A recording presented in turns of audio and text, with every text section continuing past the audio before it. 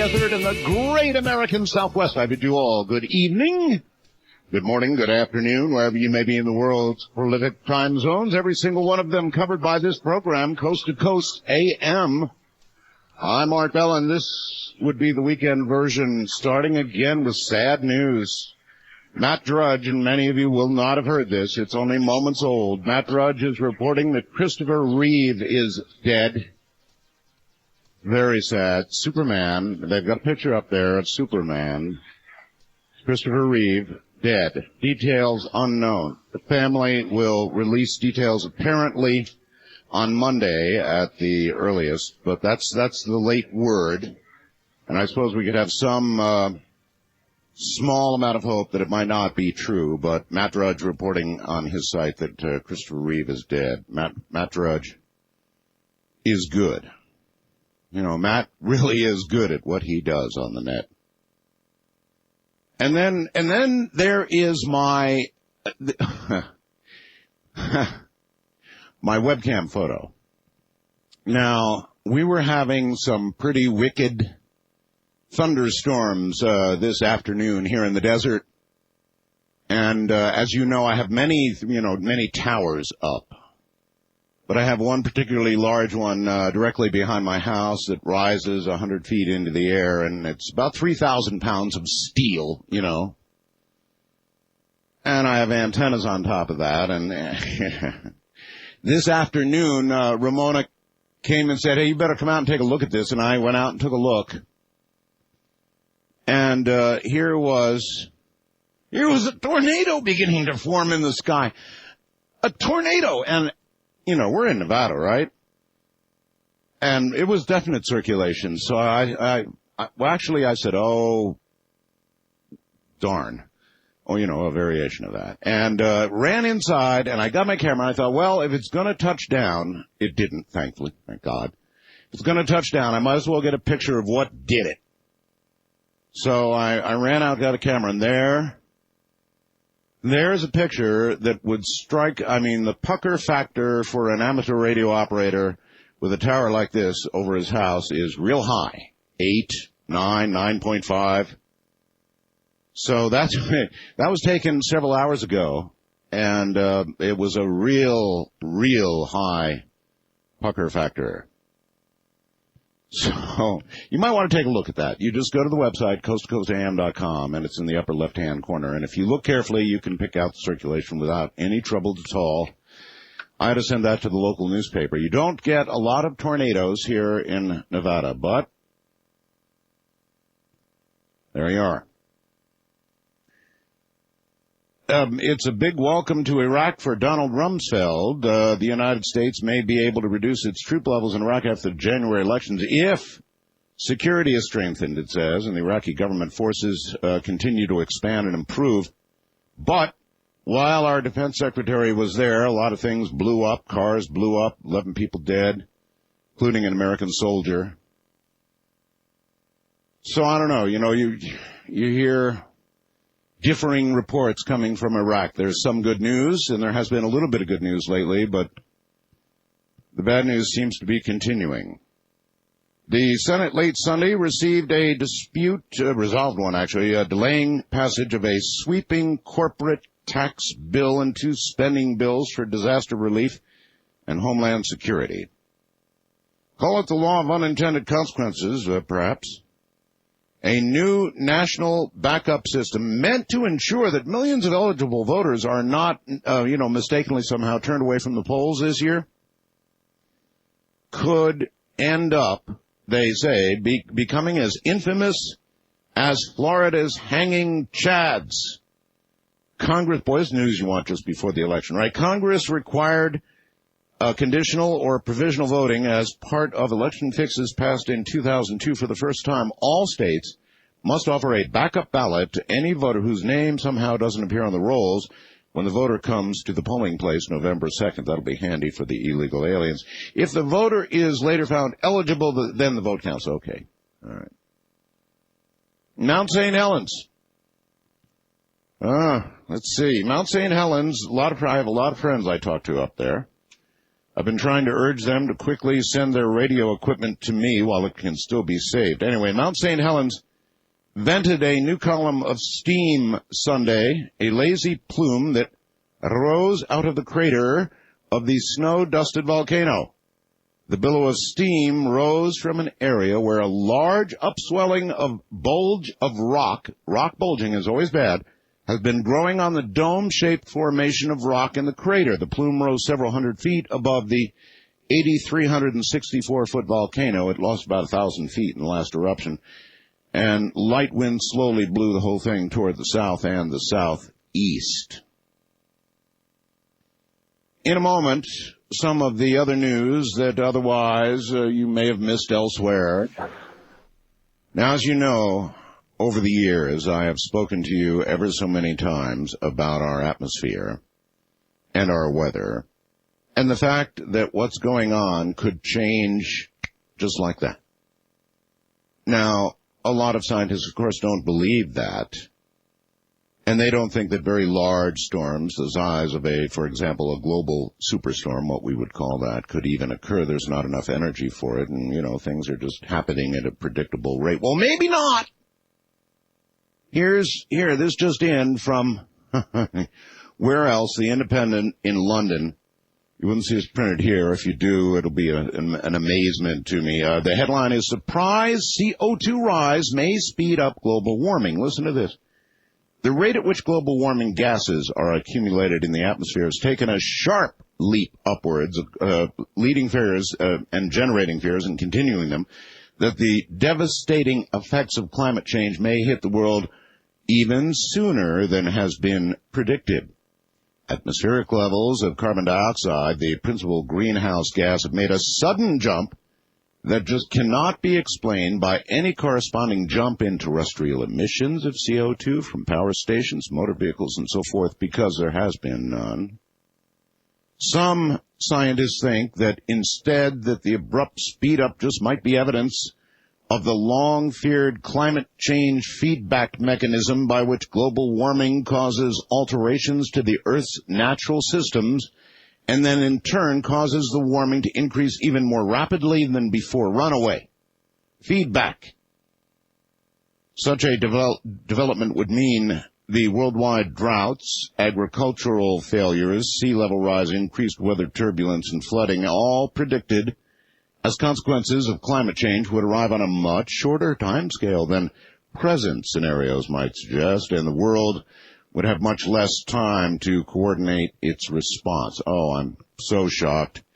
Only last month, Tony Blair expressed anxiety that global warming's dire effects would arrive not just in his children's lifetime, because you can write that one off easily, right? Say, poor kids, and then not think much more about it, but rather in his own, and would radically alter human existence. The feedback phenomena already has been predicted in the supercomputer models of the global climate on which the current forecasts of warming are based.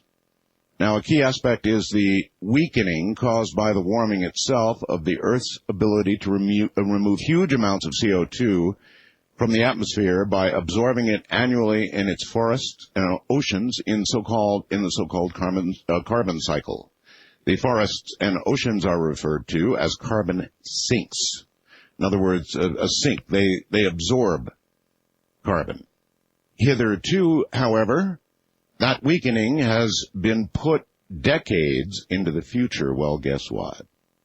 The possibility that it may actually be occurring now is suggested in the long-run atmospheric CO2 measurements that have been made since 1958 at the observatory on the top of Mauna Loa at 11,000 feet in Hawaii by American physicist Charles Keeling from the University of California, San Diego. When he began, he was finding about 315 parts per million. After the remorseless increase in emissions from power stations and motor vehicles over the past 4.5 decades, a figure stands at 376 parts per million. The growth is what scientists believe is causing the Earth's atmosphere to warm up as the increasing CO2 retains more and more of the sun's heat and in the atmosphere. It's kind of like, I don't know, panes of a greenhouse. And so you can see, well, anyway, but the worry now is not merely the swelling volume of CO2, but the sudden leap in its rate of increase across all 46 years of his measurements. The average annual CO2 rise has been about 1.3 parts per million, although in recent decades it's jumped to about 1.6 parts per million. You may recall on last night's program, Dr. Doom talked about an African encounter in which about 60 children encountered, they had a close encounter definitely of the third kind, a creature, several craft, and I've got any number of stories about it here, detailed stories about this occurrence in Africa. And so everything he said is absolutely correct. And again, remember, this is at least a couple of dozen children that were interviewed by Dr. Mack, and according to Ed, the tapes, the interviews with the children were very specific with regard to the message that the being delivered to them, and it was in part that the earth is dying. And so that one bristles the back of my neck a little bit, to be honest with you. It really does. That many, for one thing, it's children. For another thing, it involves many of them. For a third thing, they all drew what they saw, the craft and all the rest of it. And then for another, in the interviews, they all related the same message sent to them telepathically by that creature. That in part, the earth is dying, so it's hard to reject, just out of hand, reject that kind of evidence in my mind. Oh, here's a nice one. Killer flu resurrected in the lab. Well, you knew they were going to try to do it, right? Apparently, they have had success. Scientists have shown that just tiny changes to modern flu viruses could render them every bit as deadly as the 1918 strain, which killed millions of people across the globe. Oh, wonderful. A U.S. team added just 2 little genes from a sample of the 1918 virus to a modern strain known to have no effect on mice. But now, animals exposed to the composite were dying within days of symptoms similar to those found in the humans back in 1918. It's all published in the very prestigious journal Nature if you want to read it. It says all these tests were carried out under the tightest security. Experts focused on just 2 genes thought to play a key role in the infection process. One controls the production of a spike-like molecule called HA, believed to be used by flu viruses to attach themselves to the cells that they're about to infect.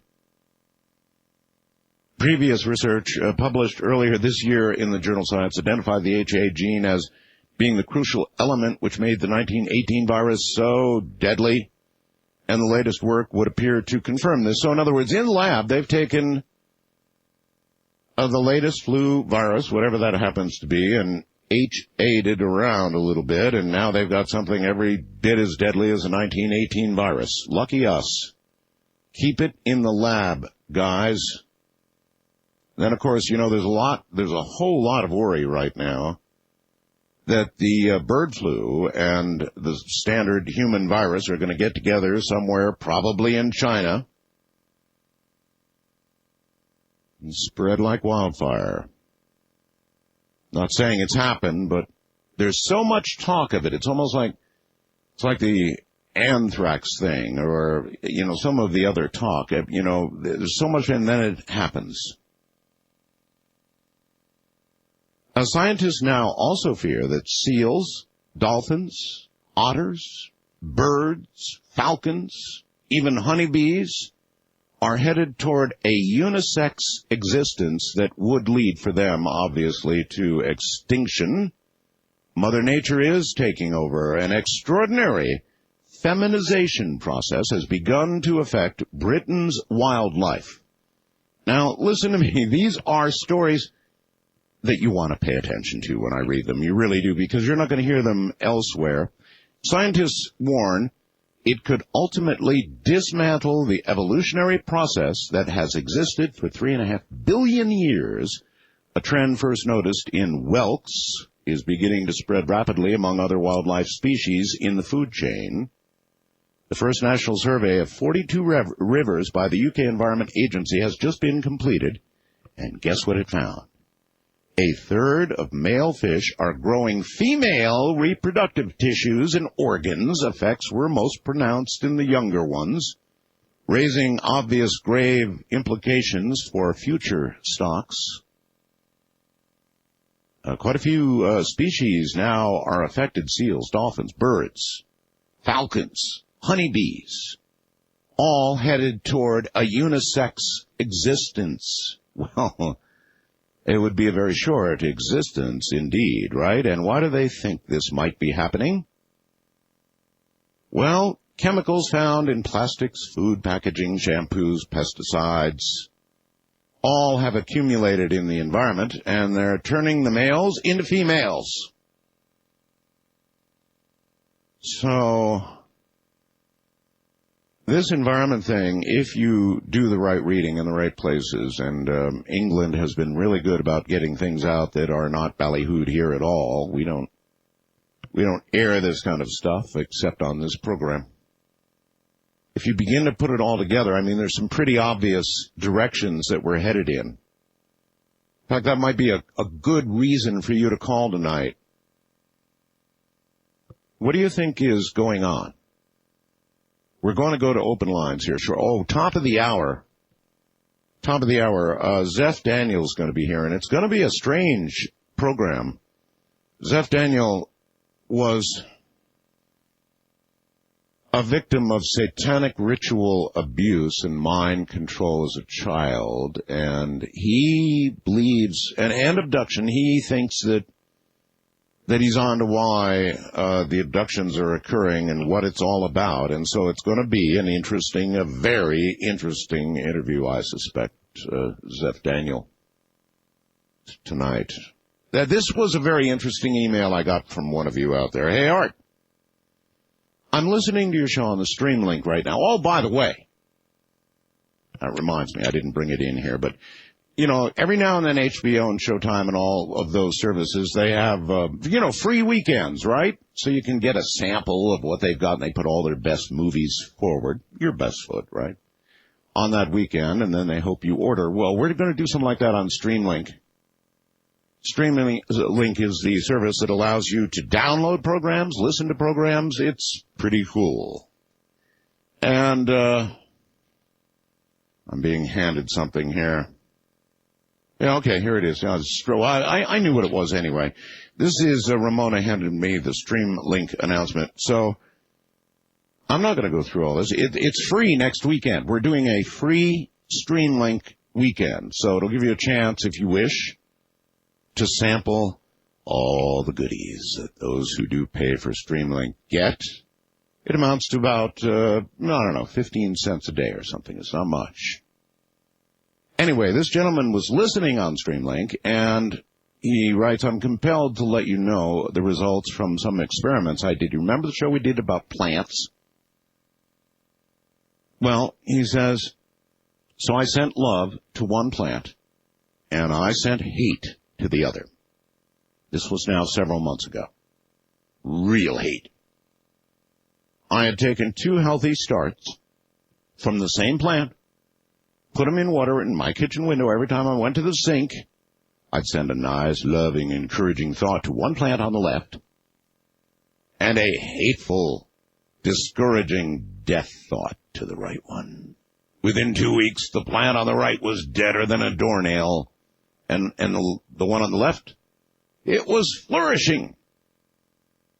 I frankly thought the whole thing was pretty profound. What do you think, Terry? Well, Terry, I think it is profound, and I think it's real, and I think that the guests that we've had on the program on this particular subject are dead on. I mean, there's a lot about plants and animals that we don't understand. We don't know about it. We just don't know. So, there's a lot about our minds we don't know. And obviously your mind has the ability to communicate in some manner with a plant, some way that we don't understand, may never understand in my lifetime. It's quantum. It's at the quantum level, certainly, but I don't know, give it a try yourself if you want to risk killing one of your plants to prove it to yourself. It would be murder, but you could do it. All right. We've got a heck of a show ahead. Open lines coming right up. Stay right where you are. Keep your eyes on the skies. Good morning from the high desert. And so it begins. East of the Rockies, you are on the air. How you doing? I'm doing just fine. What is your first name? My name is George. George, and you're calling me from where? Around Columbia, Missouri. Missouri. Well, I might have guessed. All right, George, what's up? Well, in my opinion, I think we got too many people in the world, and nature's going to do what the locusts do. Every so many years, locusts go through a deal where they, I think it's the humans' turn here in the near future. Oh, you think so? Well, I can't disagree with you. Mother Nature never gets angry. She just gets even. And so if the scales are unbalanced in some way, then Mother Nature balances them. Yes, sir, she does. It's like hurricanes. If you have a lot of really warm water and excess temperature, then Mother Nature attempts to take that and convert it to a cooler temperature with violence. Lots of violence, like really big hurricanes, like hurricanes the size of which, well, tornadoes, violent weather of all sorts. Yeah, take a look at my webcam. That's pretty weird stuff. I mean, tornadoes in Nevada. It gave me, well, with that 3,000-pound steel tower that you're looking at there, it looked like it was aimed right at it to me. It was obviously a circulation, but it was airborne. It never came down to the ground, but it could have, and I'd have been like Dorothy, I suppose. In Nevada yet. West of the Rockies, you're on the air. Hello. Yeah, hello, Art. I'm going to turn my radio off there. Yeah, absolutely. That's the first thing you ought to do. I'm Michael. I'm calling from Phoenix, listening to 550 KFYI. Yes, sir. And I'm calling about the hormone thing. I've been aware for years that I remember an article long ago talking about just shampoos have some female hormones in them, and they were even saying then, talking about these young girls, how young girls seem to be developing faster, sooner than we remember. Yeah, but we don't want young boys developing into young girls. Well, now that's true. That's what this article is. Now, there have been a lot of mutations lately. I remember just recently there was a story, I believe it was UPI or whatever, George read it, talking about in India, a fella had raised peacocks, and he had a peahen, his prize peahen. I read that story. Yes, I know. Yeah, and so there are mutations, but I think the problem is that, yes, there are too many female hormones. I mean, the cattle and the milk for milk production. They drink the milk. Well, it carries the hormones they inject in the cattle to increase milk production. Yes, but this is no minor matter. I mean, if you get nothing but the female of any species, and when you're talking, what are they talking about here? Let's read this again a little bit. Seals, dolphins, otters, other birds, falcons, honeybees, they're all beginning to turn into females, and that, of course, as you know, as soon as one generation of that happens, it's over, baby. It's over. And if it's happening this high in the food chain, in the mammal chain, we're not that far above some of these, particularly dolphins, right? We're not that far above. So at what point does the world begin to pay attention to these things? CO2, they're talking about the runaway switch has already been thrown. Mammals pretty high on the chain turning into all females. I mean, this is getting to be, it seems to me, pretty serious stuff. I'm not reading you science fiction now. I'll tell you when I'm doing that. We do plenty of that on this program. But I'll also tell you when I'm reading legit articles, from Great Britain These are all warning bells going off, you know? Big, serious, loud warning bells going off. First time caller line, you're on the air. Hello. Hello, yeah, I was wondering about remote viewing. They were talking about it, but Ed Dames never really gave a real clear definition of what about remote viewing, other words, allows him to see these things. All right. If you listened very carefully last night, Ed Dames told you that he understands the mechanics of it. He understands the discipline of remote viewing, how to implement it, how to do it successfully, and now even he may have made a leap forward in being able to get it right down to GPS coordinates. But he also said very clearly, sir, he doesn't even have a clue what medium he's going through or how he's doing what he's doing. He admitted that. Right. So these things just kind of come to him, in other words, and he tries to understand them. Well, yes. Again, it probably is related to something quantum. We don't know. It's occurring at the speed of thought, not light. The speed of thought. And that apparently is instantaneous. So Ed Dames' own words last night, he does not understand the medium that he does this through, only how to do it. And he has refined the method of doing remote viewing, certainly since he was in the CIA program. Wildcard line, you are on the air. Hello. Hello? Hello? Yes. Art? That would be me, yes. Yeah, okay, I'm sorry. About several years ago, I sent you a stone to the mail. You sent me a stone? Painted on it. Oh, with a cat painted on it. I remember that. Did you? Did you like that? Yes, thank you. Oh, you're welcome. I just kind of curious, that's all. That's it, huh? Yeah, we'll do it. All right, take care. East of the Rockies, you're on the air. Hello, Mr. Bell. Yes, that would be me. I just had a quick question. Sure. On George Norrie's program the other night when he was talking about the John Tidor. Yes, the supposed alleged time traveler. He said somebody in 98 sent you a fax on a skyscraper in New York being knocked down. Didn't say he was John Tidor, but kind of talked like him. You know, that may well be. Sir, that was back during the time when early in even the network program, I used to maintain a fax machine here and give my fax number out on the air. I had tens of thousands of faxes. I had this machine called a Gerstentner, which finally, just sort of like an old, beat up something or another, it expired. I mean, it had spit out one too many faxes and it went. So anyway, bottom line, I got so many faxes that probably I can't tell you. Okay. Just wondering about that. All right, take care. I'm sorry. That should have, of course, stuck out in my mind, but I do get a lot of things, like that, and I would not necessarily have said, my God, we better save this skyscraper. Hundreds of thousands of faxes. Finally, the computer came along, an email, thank God. And speaking of that, if you would like to get hold of me, there are two ways to do it. I am Art Bell, ARTBELL at mindspring.com. Art Bell at mindspring.com or Art Bell at AOL.com.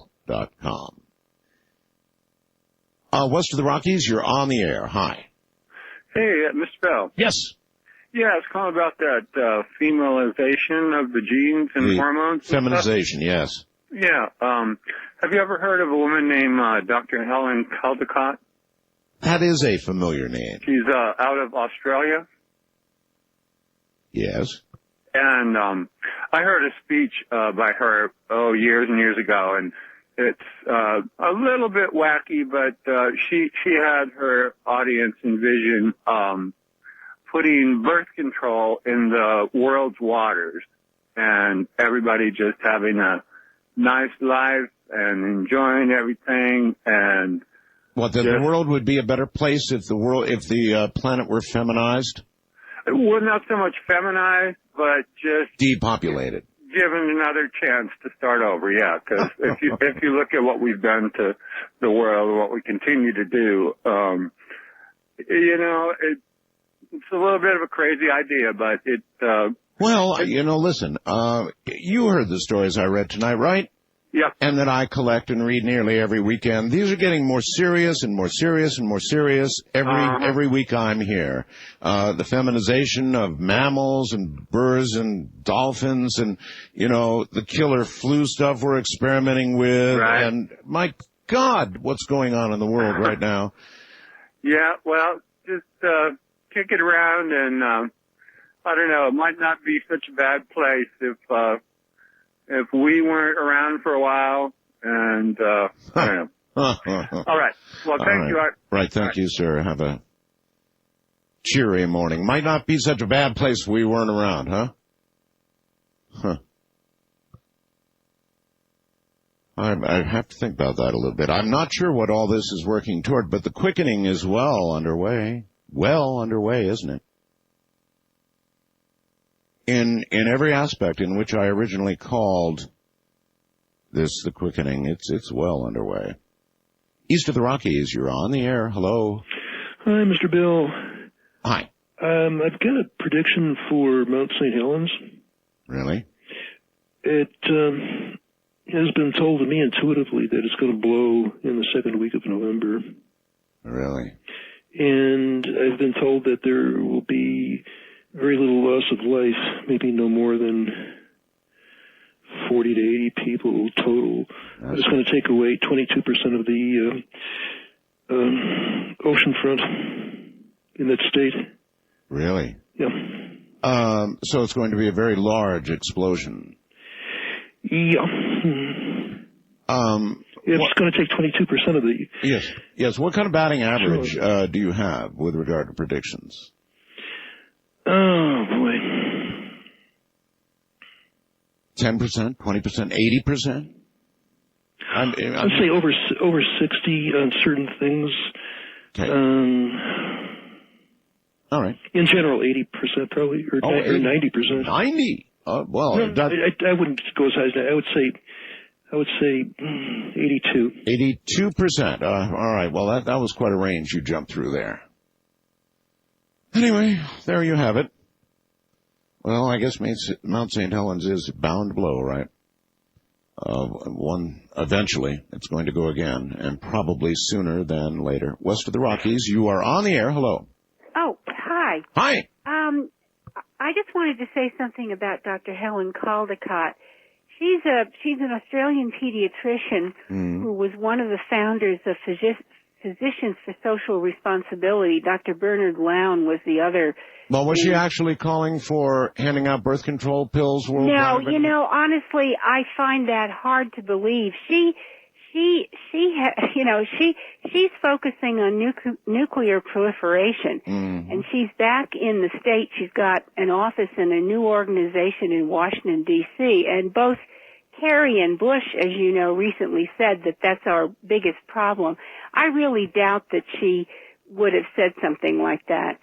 How would you feel if the world were filled with nothing but your sisters, women? Oh, I think that would be really sad. Yes. But I do think that the world should be led shoulder to shoulder with men and women in equal representation, and then we would get a bifocal perspective on things, which is what we really need. Well, I mean, let's imagine, and it's not all that hard to imagine in view of the story I've got right here.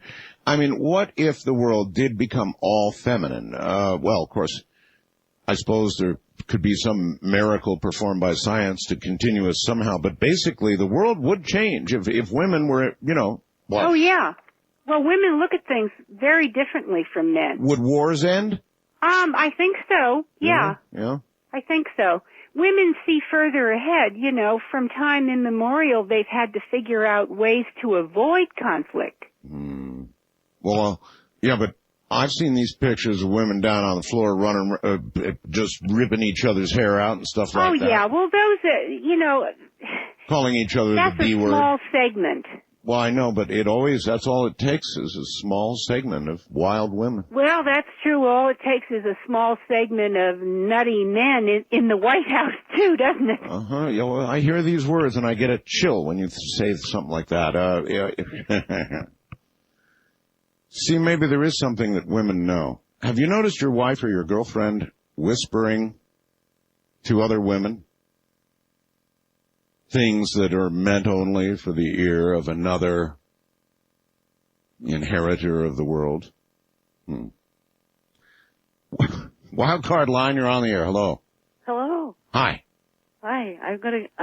It's another world leader for me here. What's that? I say it's another world leader for me here. Oh, really? Not me. No, huh? I have a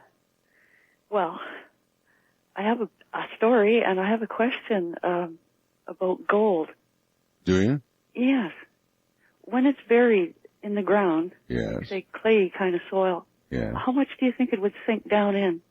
Gold? Over the years. Did you bury some? I didn't bury it myself. You know somebody who buried it? Yes. And you're going to go looking for it, and you're wondering how far down to look? I think somebody else is already ahead of me. Ed? Yeah, they're ahead of me. Yeah, I got a bunch of funny messages last night. People saying, hey, that's my damn gold. You better not set foot anywhere near it. Well, this farm's been in my family for several decades. Okay. Going back to the 20s and 30s. Send me an email with the address. With the address? Yeah. Okay, and I have something else. Okay. I wouldn't do that. What you were saying about all the carbon monoxide and the bad stuff in the air we breathe? Yes. Well, the real bad news, ma'am, is that the carbon dioxide hurry-up switch may have just been thrown, according to the story, and now it's increasing exponentially. They've just dug a big old garbage pit across the road from me. Yeah. They exhumed a whole pile of garbage and pulled it up and piled it up in big piles. Yeah. And dug a great big hole, and they're hauling in fill daily, and they're digging all around, and they've got a great big huge development going on in the adjoining property. Yeah. And it's look for boxes with nuclear symbols on them. well, I think they might have dug up something they didn't want to dig up. I mean, some of the stuff that they've piled up over there, they're supposed to put a cap on it, but by the time they get around to it, the ground around here will be frozen. And well, there's many things to this story, Mr. Bell. I'm sure you'd love to hear it, and so would your listeners. There's actually, I wanted to ask you a question about hooking up live on the internet. What do you about think that would be a good idea, or do you think I'd be sacrificing too much of my privacy, which has already been totally sacrificed? Well, give me an idea of what you mean by hooking up live on the internet. You mean putting some person with money that could come and park a big RV in my front yard and keep the cameras trained on what's going on in that big development over there on the adjoining property and see whether or not they're really tunneling down underground and well, why don't you just put a webcam out there on the corner of your house, pointed that way with a zoom lens and put it up on the net. Would there be any way of finding out how far down this might have sunk? Because I'm thinking perhaps that's gold. What they're doing over there. They might be tunneling down. Under the earth. Not that I'm aware of, but all I can say is keep an eye on them and good luck. Gold in them there piles. East of the Rockies, you're on the air without a lot of time. Hello. All right. Yes. How are you, sir? Okay, we don't have much time. What's up? I just wanted to say that the feminine approach to life, to me, is far superior to the masculine approach to life. Well, you're a real help, aren't you? Well, I'm just trying to be realistic more than anything. So, if the plastics take away your manhood, it's okay. Because plastic can't take away my manhood. Well, you got to read the story here, sir. I don't think I think manhood has a lot more to do with your mental state than it has to do with anything physiological. You think so, huh? Yeah. Okay, all right. Thank you very much for the call, and good luck in your new life. We'll have a guest, Zeph Daniel, coming up right after the news break at the top of the hour from the high desert in the middle of the night, which is where we do our very best work. Sadly, at this hour, USA Radio Network seemingly confirming Christopher Reeve's death, something about a heart attack. Details to follow. In a moment, Zeph Daniel will be here at a very early age. Zeph Daniel became a failed victim of satanic ritual abuse and mind control. Later, he became involved in writing for film and television in the horror field. I wonder if that's a natural. He claims these were attempts to find out what happened, who he was, what went wrong. It took 25 years for the total defeat of the old Zeph, the death of that fragment of tortured humanity, and his resurrection in the Spirit of God. Zeph is controversial because he is critical of organized religion. As for the human soul, which is what this farm called Earth is all about, he says, it is a commodity bought and sold in an intergalactic market like oil. I hope our stock is rising. The spirit of a person can be scalped and held in various high-tech devices, their boxes, and those are sold. All that tunnel of white light mythology and NDE experiences is simply high-tech scalping, says he, and is done from a base on the moon. Oh, that sounds familiar, doesn't it? A crystal city, he says. He says, all this I have seen and experienced, and it is all literally true.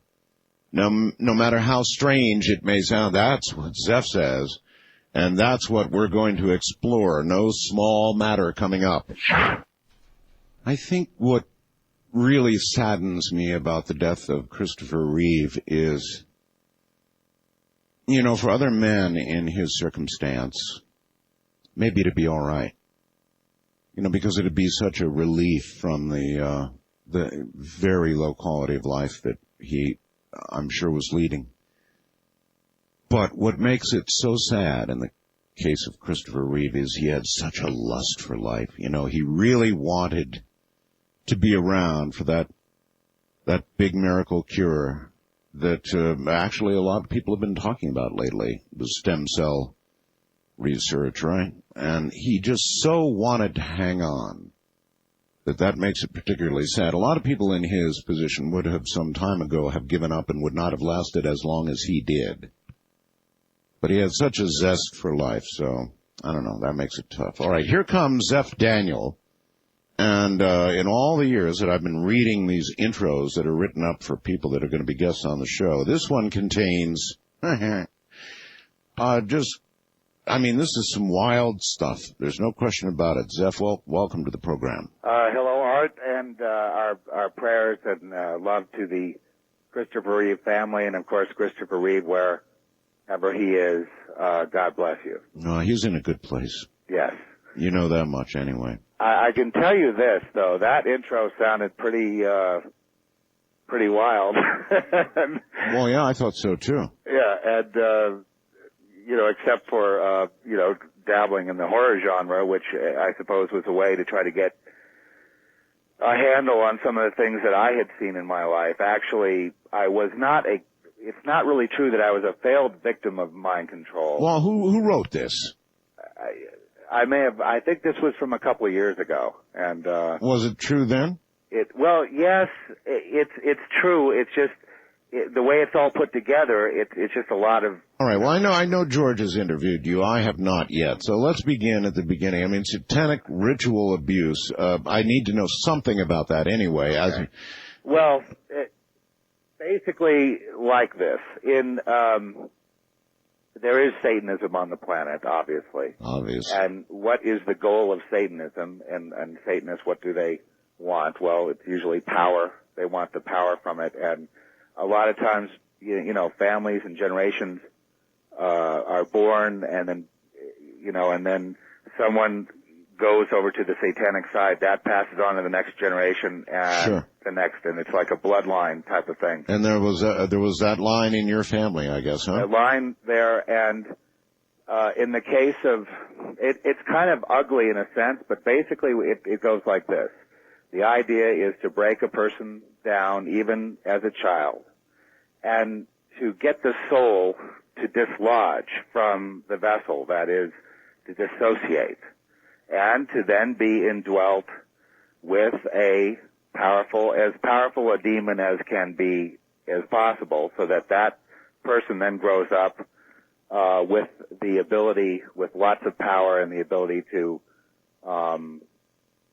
wield power within the satanic system, let's say. Zeph, I interviewed a young lady on my program once who was a Satanist, and she told me that her one big goal was to make absolutely certain that her very young son went straight to hell with her.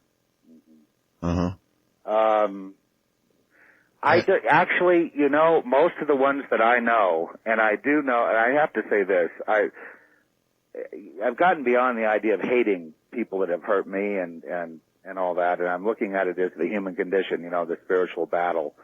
And I've never met anyone a Satanist who actually believed they were going to hell. They somehow believed they were going to rise above it. They were going to make a change at some point in their life, that God would eventually forgive them.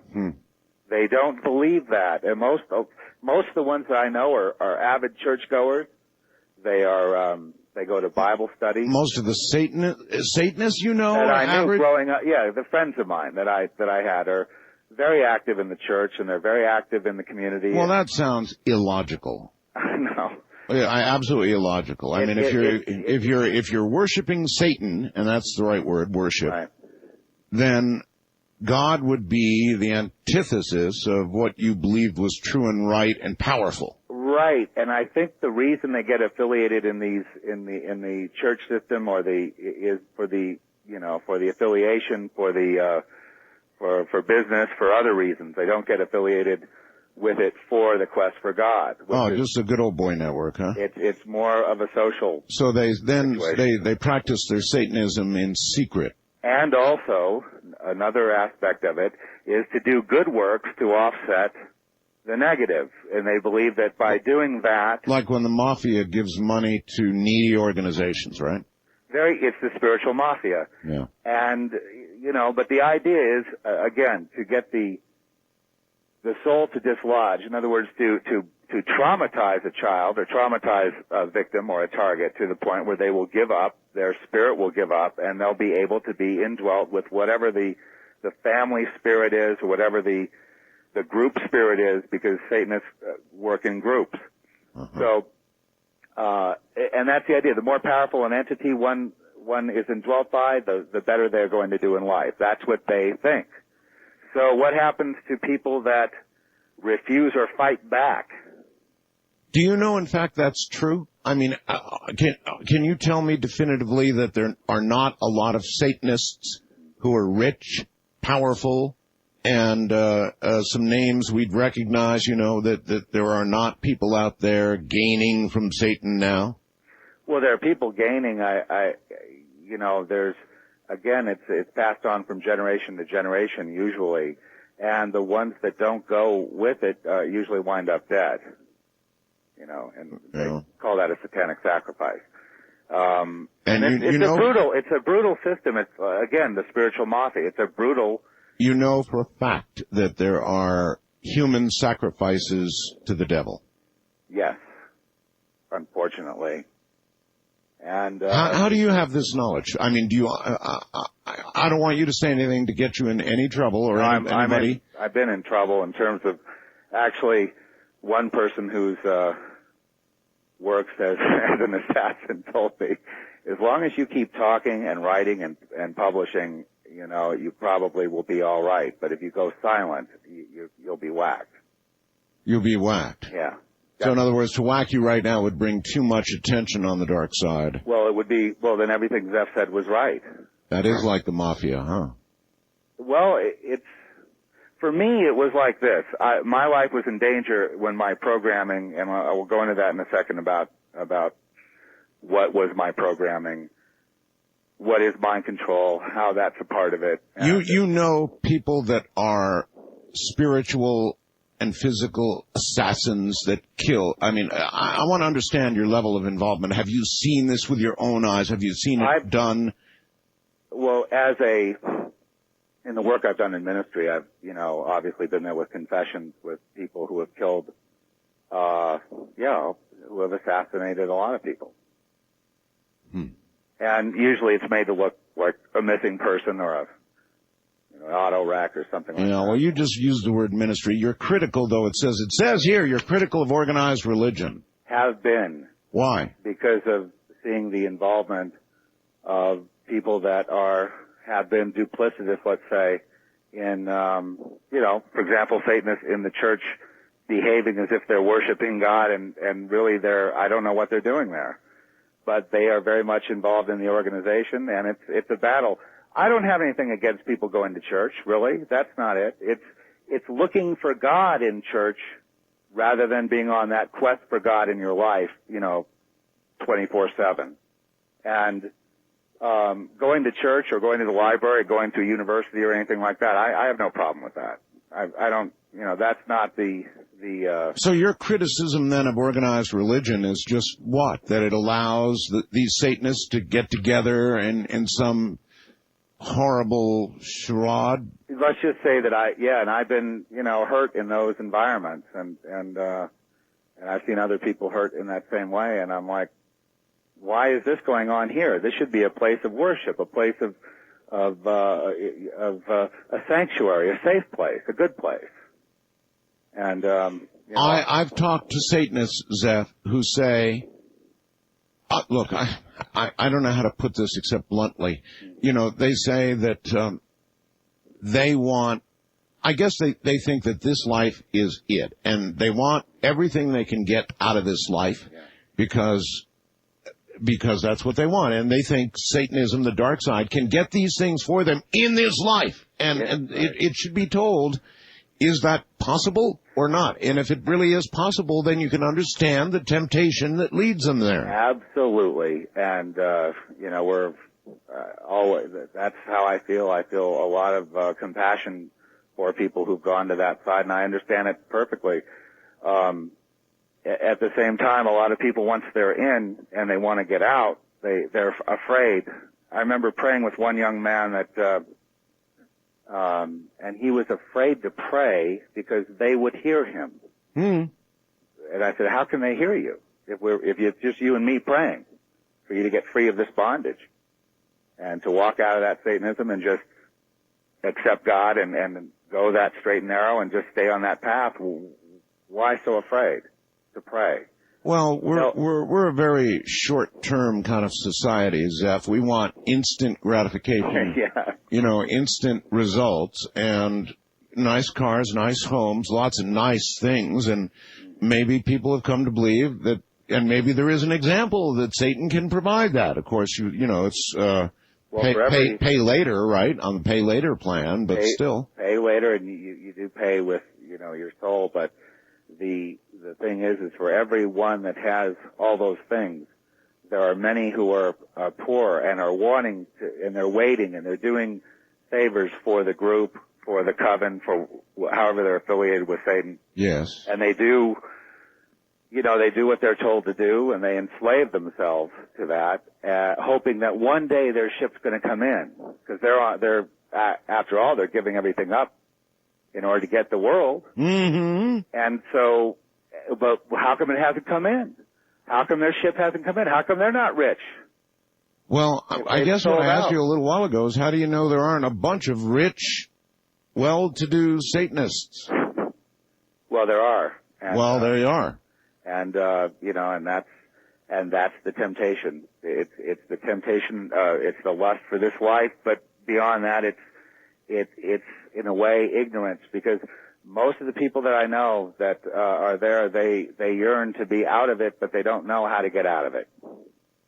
Well, and so there's the battle, and that's where that spiritual battle comes in, and it's every individual's battle. Boy, I'll tell you, the Satanists I've talked to, and I've talked to a few, Zeph, they didn't want out at all. In fact, they were laughing at religion, laughing at God, laughing at that whole trip. No, Zeph, I didn't get that feeling at all. That I guess everybody... I know those too, just the same type of people you're talking about. Well, yes, I'm sure that from your point of view, you want them converted, you want them to understand your truth or the truth and convert. But the ones I've talked to, Zeph, they weren't like that at all. They were happy, just happy and as devoted to Satan as the most religious person that I'd have on the air, trying to proselytize. Yes, absolutely. And and a lot of those that seem so happy are a magnet for others to want to be like them. Of course. And you get a society going that direction, and it's not hard to figure out if everyone could get in that and get the money and and grab onto this life while this life is going on, they would do it. If they don't value their soul, and that really is where the rub is. Is there a soul? Well, I was about to ask you that in the form of a more difficult question, and that is, if I were to ask you to do your very best to convince me that there's a soul, that we really have a soul, how would you do it? Well, what I would say is this: in your quietest moments, when you have thoughts that are not timed, in other words, not geared to this temporal life. For example, the idea of love, the idea of looking at nature and seeing its beauty, the idea of listening to your own inner thoughts. Are you your ego, or are you something deeper? And are you sure you're not confusing consciousness with soul? Well, I think the soul is conscious, and I think the ego battles the soul or tries to put it into bondage to make so that you think the ego, your I, is, this life, the flesh, your desires, is who you are. But I like to say this: you are a soul. What is the soul? The soul is you without the ego. And who is that person? A lot of people don't know that person. Huh. Hence, they don't value that. They value the ego. The ego is the one that decides to grab onto, even though this life is fleeting, to grab onto it. But in Satanism, you have to remember, it is a conscious decision to give that soul up. People do know they're going to give something up. They know it's not for free. They know there's a price to pay. You don't get all that stuff for nothing. Are you fortunate that you were not sacrificed in the name of Lucifer? Well, it's amazing to me that there was intervention, which also has proven that God exists and God has had his hand on me. Were you in danger of being sacrificed? I was. You were? Several times, and I remember... How close? Well, I was in a coma in Denver when I was 18, and I was given pharmaceutical phenobarbital enough to kill about 10 people. And this was done in a very orchestrated way. Oh, my God. And then I was, after that, they locked me away for 7 years. And during that time, they convinced me that nothing ever happened, that I did it to myself, and that they didn't do it to me, and that I had, that there are 4 fingers and not 3. And I imagine you had to convince them that you believed that to get out, right? Well, it was a long time. I mean, they just, after that, my life was totally controlled. I mean... All right, hold tight right there, Zeph. We're at the bottom of the hour. Zeph Daniel is my guest from the high desert in the darkness. Well, it was back in the late 1800s or the early 1900s. I don't recall the details now, but I had the wire service story. Came out of the medical journals, too. A doctor did very carefully controlled experiments back before the PC days when you couldn't do this kind of thing. And he put things that were dying on a scale, a very, very, very accurate scale. And this doctor measured the exit of the soul and actually was able to detect the weight of a human soul at about 3/4 of an ounce leaving the human body at the moment of death. That's a real story, folks, and somewhere I've got it, and I'll dig it out and get it on the website if I can. But that's what we're talking about tonight, in the end. We're talking about The soul. The human soul. I'm Art Bell, and this is Coast to Coast AM. Stay right where you are. Zeph Daniel will be right back. You know, before you get all out of control and say, oh, no, you know, they're measuring body gases or liquids or something like that, forget it. All of that was taken into account in this scientific study. Now, of course, you can't do that in the modern day. At least I don't think you can. It's politically incorrect, you know. Hey, you're dying. Hop up on that scale. Can't do that these days. Zeph, welcome back. Have you ever heard of that medical study? Yes, I have, Art. You have? I think that I think it's valid, and I believe the soul is a thing, and I believe that the soul, every soul, wants to emancipate to eternity, to where there is no death, to where there is no strife, to where there is peace. And the flesh, it seems, or the battle that we face is that to make things work like that in this life, to find peace, to find love, to find happiness, the flesh and the ego has to keep the soul in bondage in a way, you know, from emancipating in the spirit. All right, you said some things here, or I guess you said them. The human soul, which is what this farm called Earth is all about, it is a commodity bought and sold on the intergalactic market. You know, you're. I know that sounds.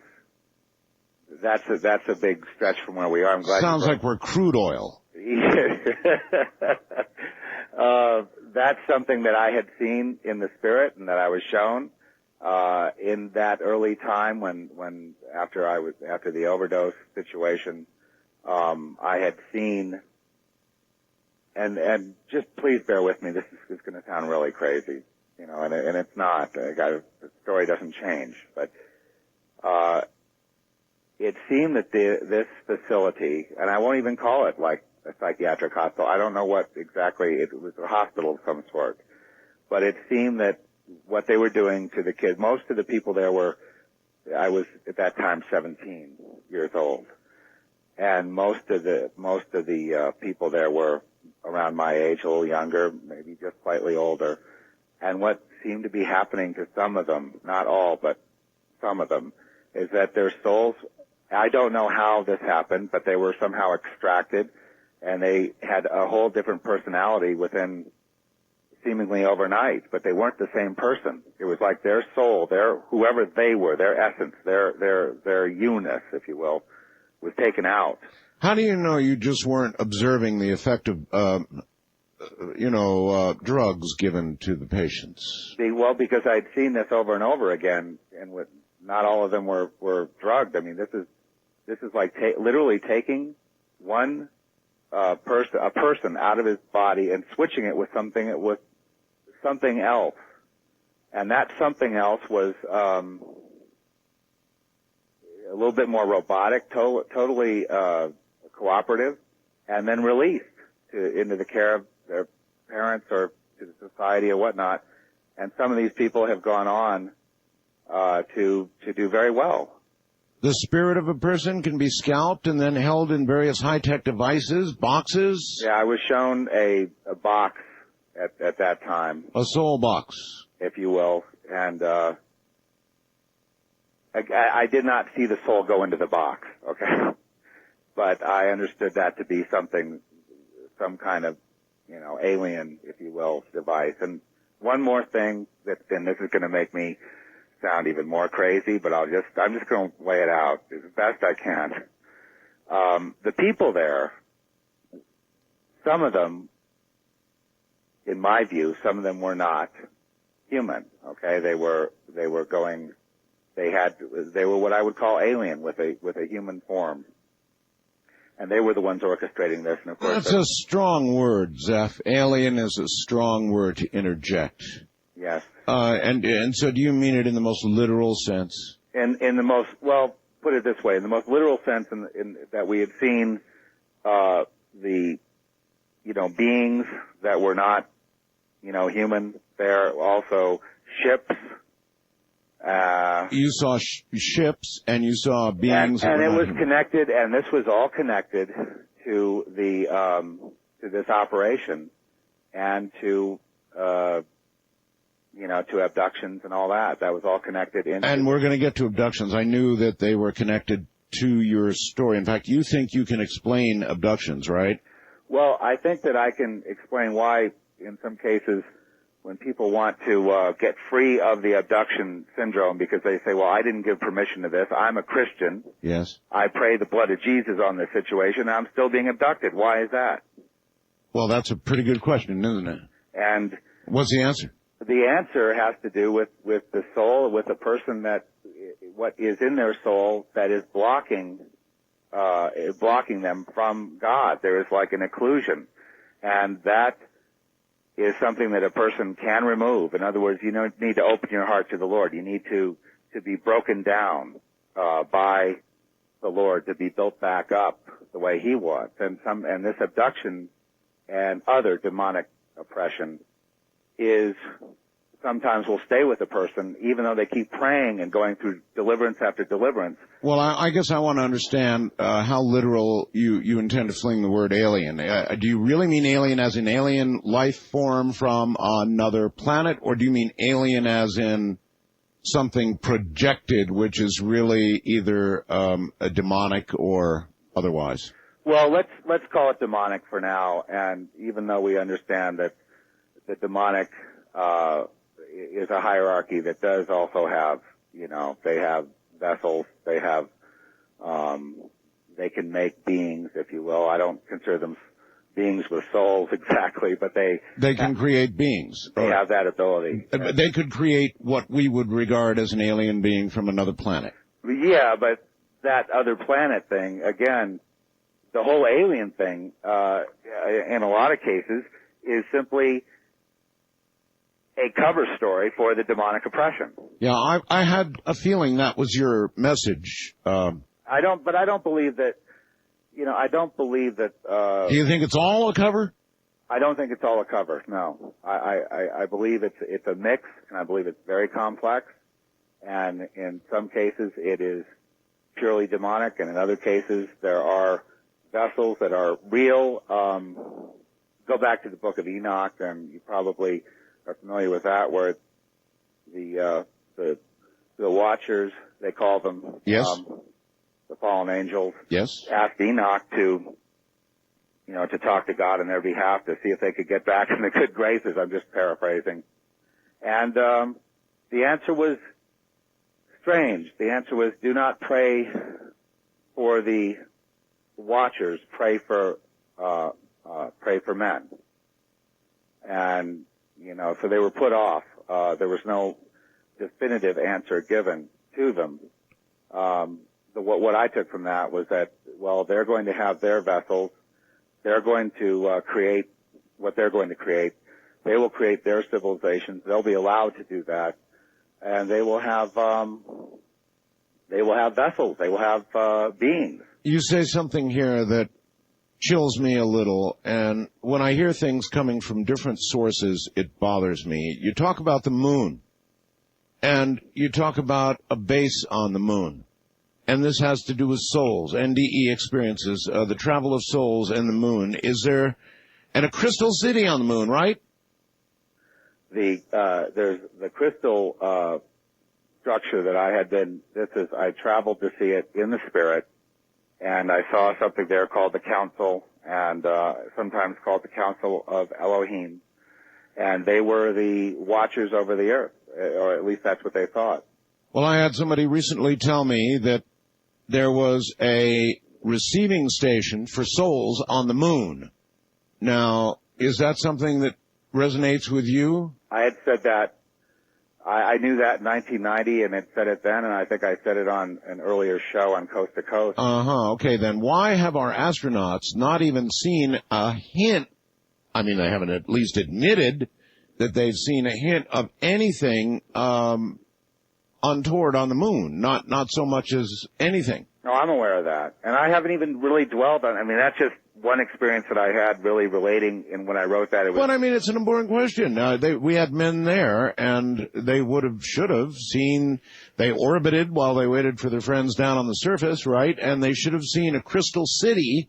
There should have been some transmission saying, Mission Control, we've got a crystal city under us at the moment, or something like that. Well, perhaps it was not visible to them, and perhaps it was more of a spiritual vision than physical, or a combination. I don't know what they have seen, what they haven't seen. I know what I've seen, and I know that I haven't dwelt on that particular issue. I haven't been back in the spirit. It's just one experience that I had. I know, but it's an important one because it resonates with something, well, John Lear said to me. He said there was a receiving station for souls on the moon. Well, that's mind-blowing because it confirms what I've been shown. Yeah. How can we prove it? It's one of those things that we can't prove. We can say it, but we can't prove it. Well, but you've seen it. You know it's true. I've seen it, and in my spirit, in my soul, I know what I've seen. And yes, I believe it is true. I believe there is something to this tunnel of light business that NDE experiencers have. Yes, there is something to it. And I don't really think that it's all nice and good and beneficent and benevolent, and you see your relatives and they're all coming out in waves of love and everyone's lovey-dovey and it's all going to be a happy experience. I think it has something to do with getting permission, getting your free will, getting your consent to take the soul. Listen, Zeph, I've got to ask what's going to probably seem like a rude question, but when you're talking about incredible things, and we are talking about incredible things here, it requires some understanding, and in my position, I've got to ask this question. I mean, you were admittedly involved in satanic ritual abuse as a youngster. You alluded to the fact that you were in some kind of facility, I guess a psychiatric facility, or I'm just guessing, but right. It was that, right? So it's an obvious question. How can you be sure, Zeph, that everything you're telling me right now that you experienced, I can feel it, I can hear it in your voice that you understand, you believe it. But, it's an obvious question. If you were in a psychiatric facility, how do you know that you weren't delusional? How do you know that you weren't observing in a delusional state other people that were in a delusional state getting medicated and so forth and so on, explaining a lot of what you've got here? Well, I definitely was delusional back then. Yeah, I'm not delusional, but definitely mind-controlled in the sense that there were certain, quote, doctors, unquote, yes, on my case, which made me believe that nothing like any of these things that I've said tonight had ever occurred. Of course. And I believe, not only did I believe that I was delusional about the things that I had experienced. In other words, they had me turned around backwards for a good, I don't know how many years. Anyway, when they released me, my life was like the Truman Show. I mean, everyone around me was appointed, was assigned to me. And then what they used me for, why they didn't just kill me, is they used me for things like, for spiritual things. And sometimes they would have me write down, like an equation or, ideas, things like that. And they would just take whatever I'd written and take it away. And other times they would bring me around people that were ill. And who is they? They, just people that were around me as a child, let's say. I see. Significant others, teachers, friends, family, other families. All right. To get out of this facility, Zeph, I assume that you had to finally agree with them that everything you had experienced was delusional and I'm better now. Otherwise, they don't let you out. But I not only agreed with them, Art, I really, really believed that I was mistaken. In fact, the memory was even gone. I had no real memory of the trauma, the, things that I had seen. There were people that had been killed and all kinds of things. And I could not believe that could be true. It just went against everything in my soul, everything that I... Well, it's okay. So then, if you really felt that way at the moment of your release, you had been mind controlled to that point. then how do we get from there to where we are today and what you are telling me is true and did happen and was real and is real? Well, later on in my life, the programming obviously fell apart. And at that time, there were a bunch of people that were coming around, again assigned to me to put the programming back. And they don't really care much if you go to the, if you feel suicidal or go to the doctor or, tell them, you need medication. Well, they don't mind that. What they mind is that the truth would come out and that you would be conscious of the system around you, the society, of the people around you and what they were all about. And as I said, I think they use people like us, those who have, I guess are not them. They use us for certain spiritual things. It's the only reason I can't think of another reason I'd be alive right now. Well, you sound reasonable. You're saying fantastic things, but you do sound pretty reasonable, and not in a delusional state right now. No, no. Sure. I don't think so. Well, what happened is I had, I guess what you would call in the, just a few years ago, like a total breakdown of everything. Everything flooded back. All the memories flooded back. I suddenly looked around and I saw people, and I understood that they were assigned to me, and I understood this whole thing was so bizarre. And I cried out to God then. That's how that began. And I just said, look, I know they want me to kill myself, and I know they're going to kill me, and I'm beyond even caring anymore. But God, if you're there, if you're, real, would you help me? And he did. I felt this presence within me, speaking to me, talking to me, and saying that I am your Father. I'll never leave you nor forsake you, and you have been hurt.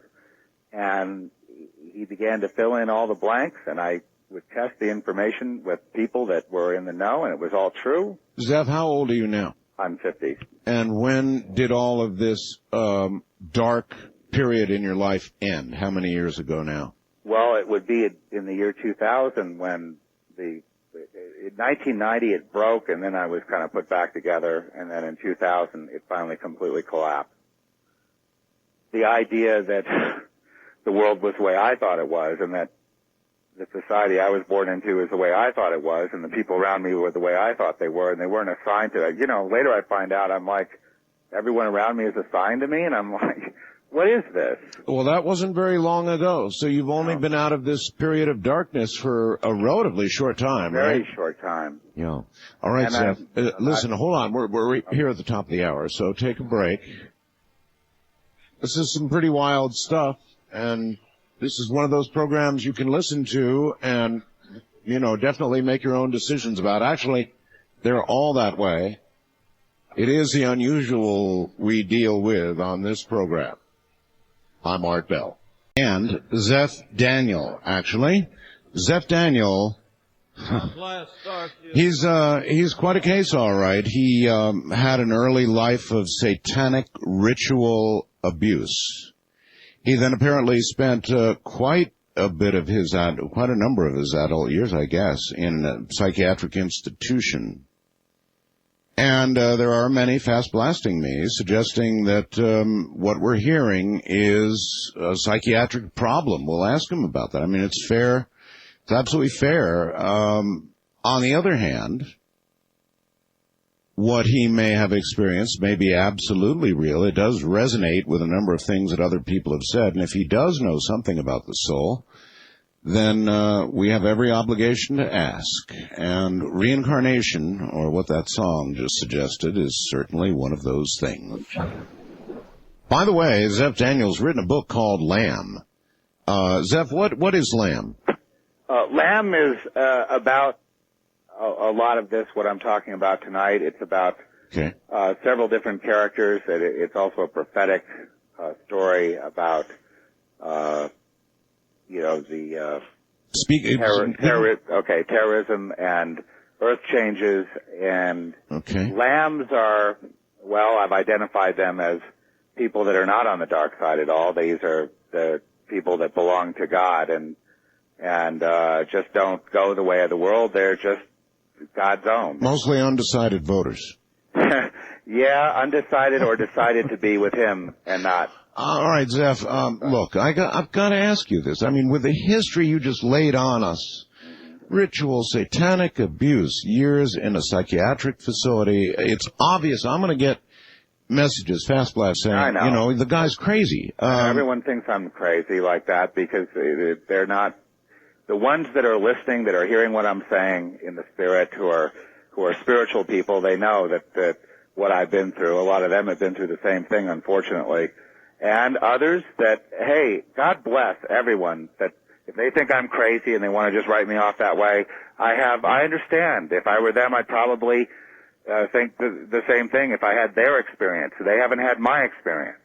Well, that's fair. They haven't had your experience. That's right. I mean, you torture somebody, and, you know, things get pretty messed up. I'm sure they do. Ritual abuse of children is a problem and I told you the reason why it's done is there's a purpose to it. There's a clinical reason for it, and that's to dislodge the soul.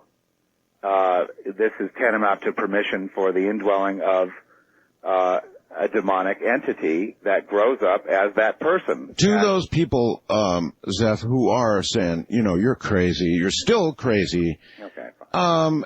You know, is there any way in your own mind, or for us, that you can make us understand that what happened to you is real, not a delusion, not craziness. I mean, for a lot of my life, Zeph, I've thought that there probably are quite a few people in mental institutions that aren't crazy. They just seem crazy to us. Oh, the things that, if you had time, well... I have time. This is a long radio program. Okay. Well, all right, first of all, thank you for, you know, being patient with me. And, you know, through all what might sound pretty out there. And if people want to know more about me, the fast blasters out there that are saying crazy and all that, they want to indulge themselves, they can go to zephnet.com, and there's over 2,000 writings, I think something like that, 1,000 at least, maybe 1,500. I began these writings in the year 2002 in March, and it was my spiritual journey, healing journey, if you will. And they can follow that and look through the archives. There's about 100 and some odd hours of audio there. There's interviews I've conducted with others. They can look at all that and try to figure out if I'm crazy or not. They can get the book Lamb from Amazon.com, and there's a link on our links page. And they can see people who were mind-controlled that did military ops, people who are mind-controlled that they tried to mind-control and it didn't work, who have fought back in the spirit. They can see the earth changes and things that we predict are going to be happening, which indeed are beginning to happen now. There's a lot that's happening right now. And I was used throughout my life, Art, for, if you like, they used me for spiritual reasons, and one of those was to find out what I knew about what was going to happen in the future, or if I could, I suppose when people cut themselves off from God, they want somebody who's still connected around, right? So those around you thought you were... They always called me the God mind. You were touched, as it were, right? In other words, you had some insight that wasn't just pure hallucination and mental illness, but was very real, and so they were using you knowing that something real was going on with you. Is that right? That's correct, and there were lots of confirmations along the way. And well, like what? Well, okay, this was just one example. There was one time I had you might call him a social worker I was mad at, and I had seen, I don't want to say that any kind of prophet plays a role in the fulfilled prophecy. I said, your house is going to be struck by lightning tonight. Yes. And it was. And it was. Well, now And then after that, everyone sort of backed off. I would be included in that bunch. You really? And I really? didn't, but I don't feel like, I don't know how it happened. That's, no, but that's somehow that's on the record somewhere? Well, it's not on a record that you could read. I suppose you could track him down. He told me at one point about this, and I can't go into a lot of the, names and everything about. No, please don't. Okay, because it would blow your mind totally, and you can research me elsewhere for that. And I don't do a lot of. I hate dropping names anyway. I don't hate people. I don't want. Thank you. Don't drop names. No. Okay. So, but in this place, that social worker later on, when we were just both two sovereign individuals talking to each other, he said he felt very guilty of the part he played in my life and others. Because he said he knew we weren't crazy. He knew he didn't belong there. He knew why we were there. He was just, the whole thing was a sham. My God. In other words, he was covering for the Satanists. And that's why he kept telling me over and over, and they kept pounding me to repeat this story, that there was no such thing as anything I had ever seen. This incident that you caused. I don't think I caused it. Did you cause it, or did you simply observe the immediate future? Was it a precognitive thing, or don't you worry a little bit, Zeph, that you caused it? Well, there's been a lot of things similar to that, and also positive things that I don't think I consciously sat there, like, say, like a witch might do, and take a voodoo or do a ritual to get something to happen. I didn't do that. It was it was just this quick, I don't know, almost spiritual indignation. It was just, this is going to happen, and it did. And, sounds a little carryish, It did, yeah, that does come to mind. Well, there was a person that was obviously totally abused and picked on by these awful bullies, and then, but she had spiritual gifts.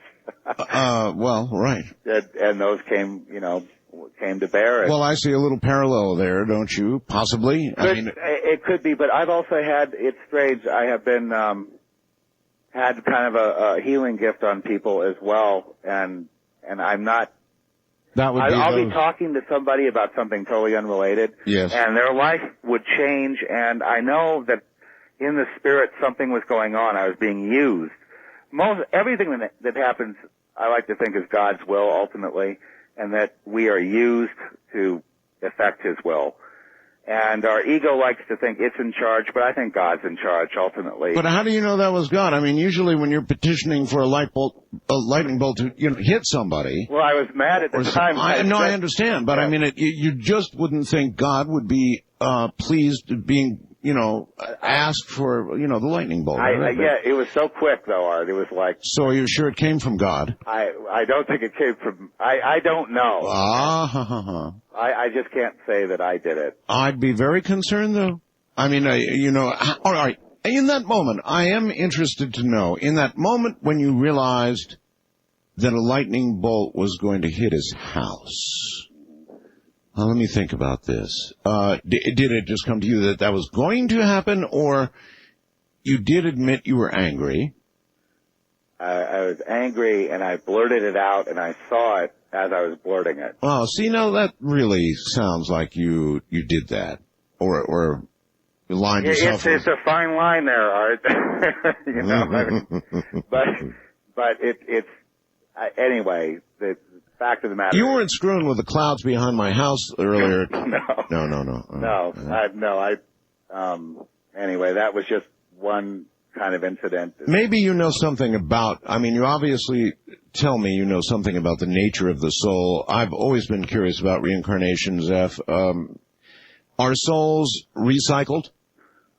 What I have to say about time and eternity and the soul is the soul is eternal, and reincarnation is too simplistic for what I've seen regarding the soul and regarding what's possible with incarnations, if you will.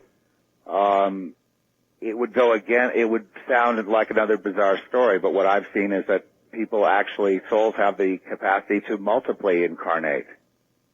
In other words, you could be in 5 different time zones at once and be conscious, say, of one. And some souls go to and fro from eternity, and they're here, and then they're also in eternity, if you will, and they're not conscious of that life in eternity. They're conscious of being here, but they're also conscious of being eternal, and they can incarnate anywhere along the timeline. The timeline, there is no time, so everything that has ever happened or will happen is all concurrent. And so as souls advance, there are things that are so mind-boggling.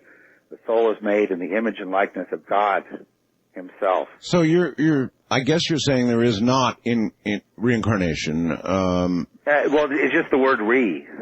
It's if you just say incarnation and the possibilities of that soul going to and fro from eternity or being in different timelines, like a soul could be, in various incarnations at the same time. So reincarnation as in a singular event is too simplistic to describe what happens. Yes, well, it's just, different people look at it different ways. In the West, we have this idea of reincarnation as being something desirable, like you're going to live on into another life, don't worry about it. Yes. In the East, they want to get out of it. In other words, the idea of being born over and over to suffer and die, they don't like, it's how do you get off that wheel of reincarnation? So we have two different views of it. Supposed to achieve perfection, I think.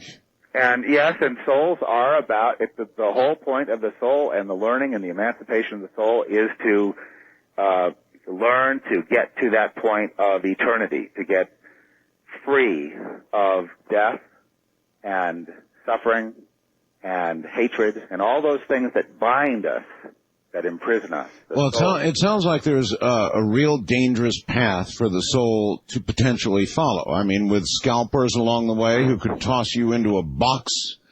But then there has to be permission for that. In other words, somewhere in that person's life, in that person's soul, yes, there must be some kind of a permission, like, say, for the abduction scenario. You may pray overtly about it, and you're still being abducted. Why is that? We know so many cases like that. For example, it's undeniable that people have prayed and not been delivered from that kind of affliction. Some of that abduction stuff is just demonic. And how much of it do you think is demonic, Zeph? I think a good part of it is demonic. In other words, it occurs in dreams. It occurs, like, for example, you've heard of astral projection, astral projection, astral travel. Well, it's more of an astral experience. And then some is literal, where there's literal hybridization. I know people that have been impregnated, over and over, and the fetus taken out at 3 months. That story that we've heard, I know people that have gone through that and been free of it for a while and then been brought back in. And let's look at the soul of that person. Okay, so what is that soul needing? Why is that happening to that soul?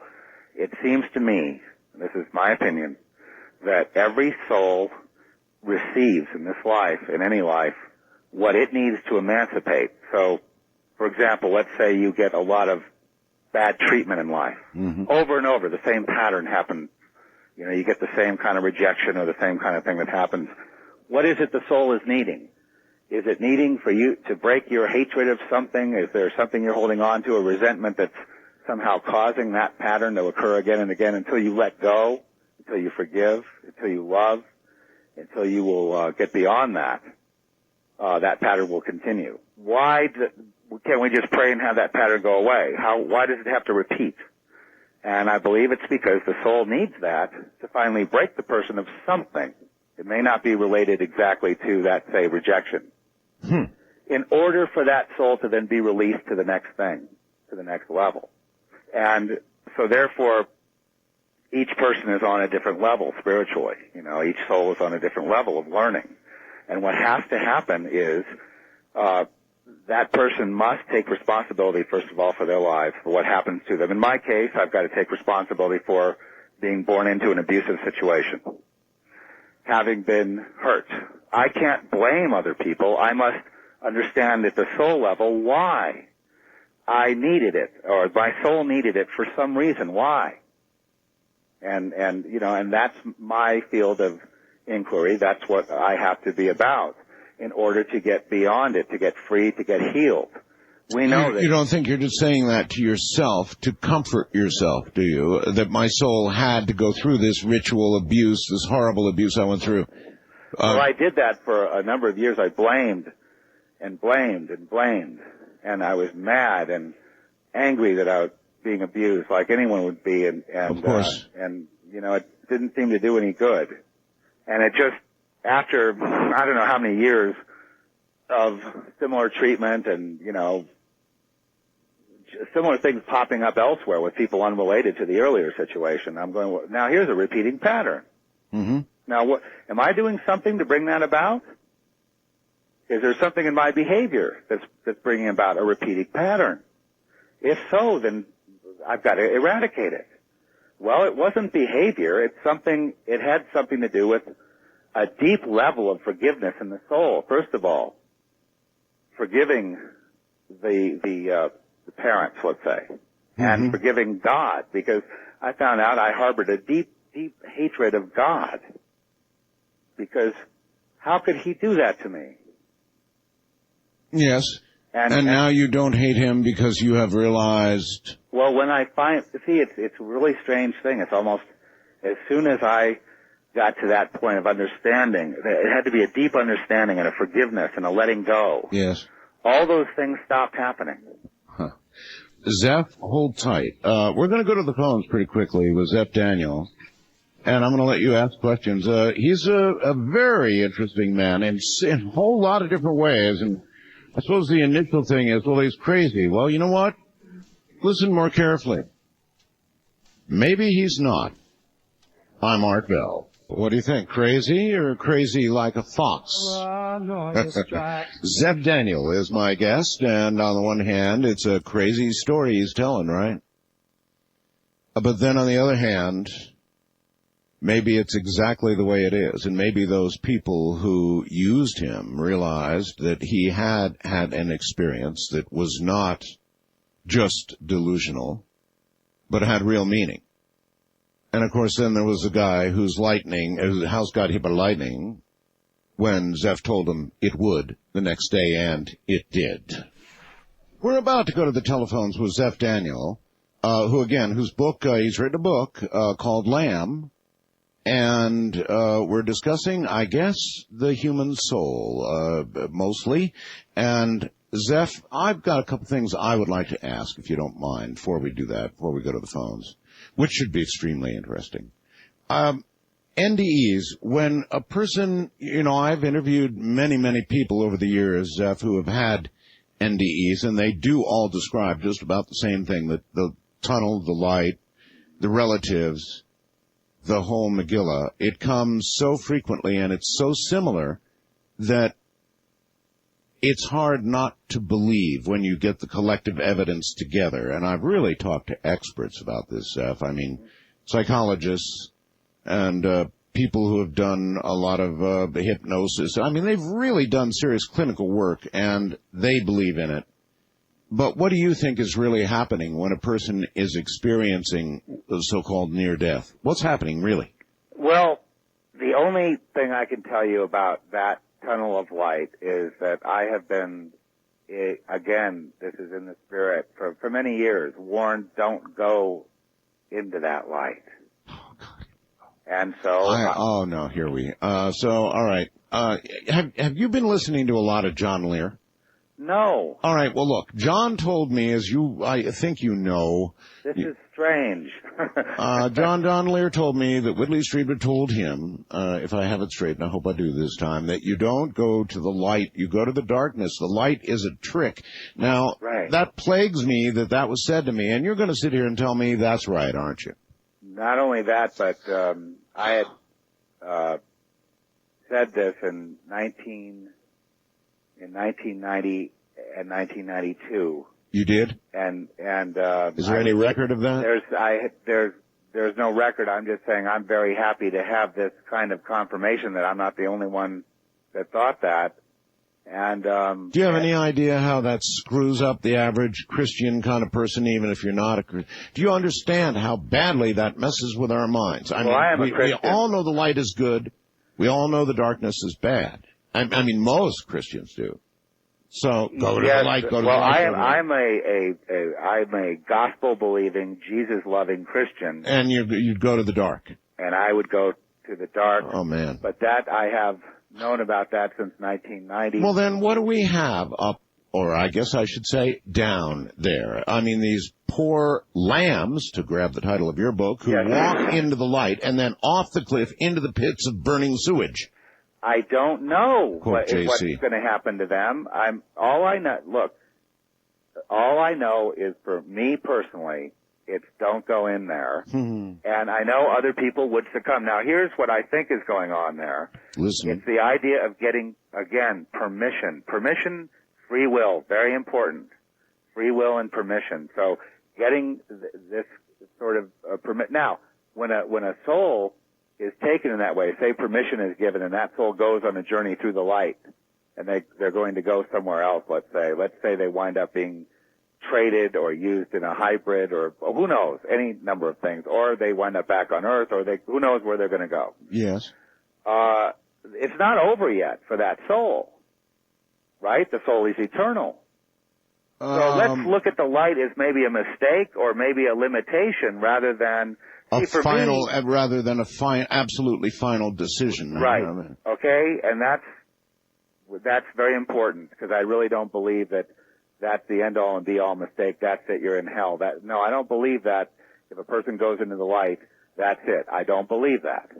I'm just saying, for me, where they might spend a little time as a pig. But who knows where they're going to go? But for my particular soul track, it's not there. I have a real intense need to go to eternity, so that's where I want to go. I don't want to go into more various incarnations or various whatever it is out there that the soul will continue to go through.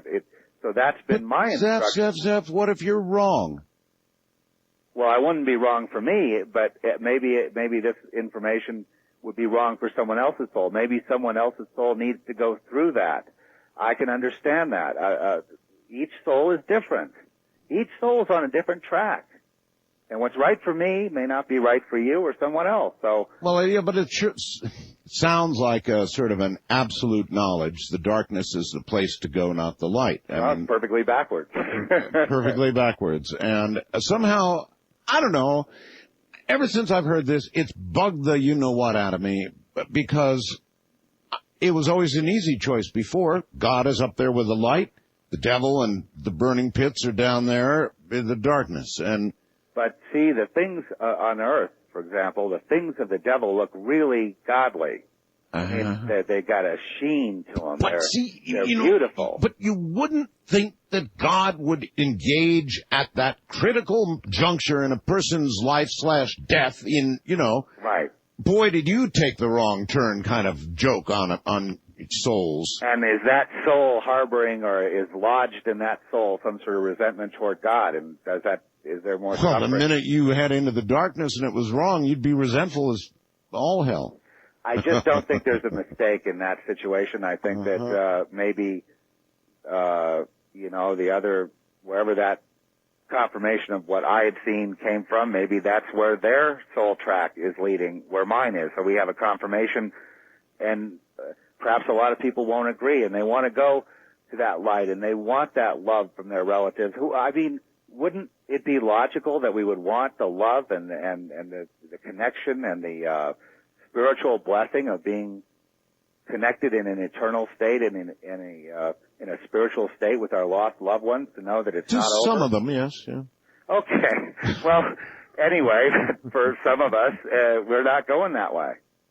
That's all. And people are going to make their own decisions. And all right. Well, I just don't think there's a mistake necessarily. But if you know the knowledge, if this rings true in your spirit, and then you go against what you know, if this makes sense to you, what I'm saying, to go to the dark in that particular situation, then you violate that and go to the light and, suffer. Well, you knew better. And then you went against what you knew. All right. God, that's incredible. All right. Soul travel, the ability to travel with your soul outside the body, astral travel. I also have interviewed endless numbers of really good people on this subject, and they claim absolutely soul travel, astral travel is real. And you agree with that? It's real, right? Well, there's or not. I agree in that there's travel in this. There's two methods of this. One is self-willed travel. That is, let's say you want to be a sorcerer and you want to go from point A to point B doing your will. Yes. Okay, that's one thing. That's astral travel. But when you're talking about, say, being a servant of God and going in the spirit where He takes you, then that's soul travel or spirit travel, traveling in the spirit. For example, when John traveled through time to view Revelation, let's say, when he was writing down the book of Revelation, he traveled in the spirit. And then he wrote down what he saw in the past tense, because he had seen it, so he traveled.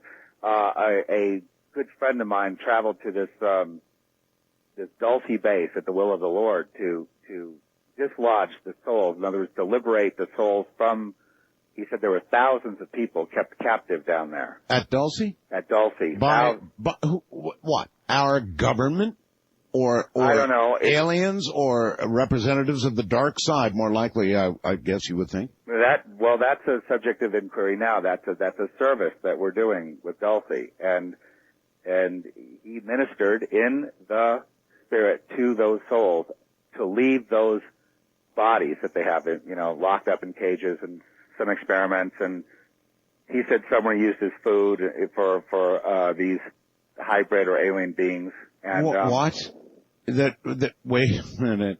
That we fed human souls to aliens? Not human souls, but that the human bodies? The experiments that were done, let's say, I said, well, what happens when they're done with an experiment? Say yes. You do a genetic experiment on a human body and you make some abomination, what do they do with it? They grind it up for food and they eat it. Ah. So anyway, I said, well, so what did you do? He said he went there and preached to them about God and about the liberation, and they all left.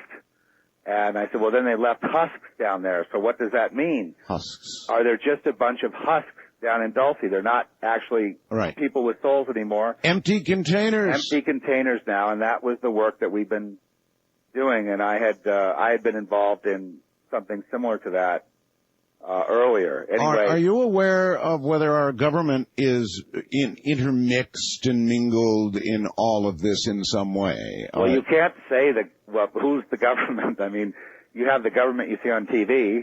I doubt they're down there, right? Then you have this so-called shadow government. Yeah. And people say that, there's certain military, wing, factions of the military and other things. We've had testimony from people who had been in a shootout down there with. So you're not blaming all this on George Bush, right?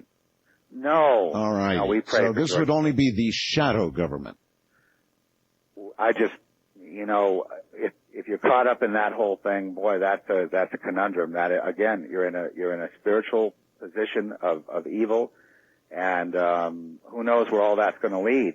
And what is involved with this Dulce thing? I was given a prophecy about this, about someone was talking about an alien invasion or a fake rapture with the aliens coming up, and I was shown just 2 days ago a vision of an invasion, but it was an internal invasion. It would begin in dreams.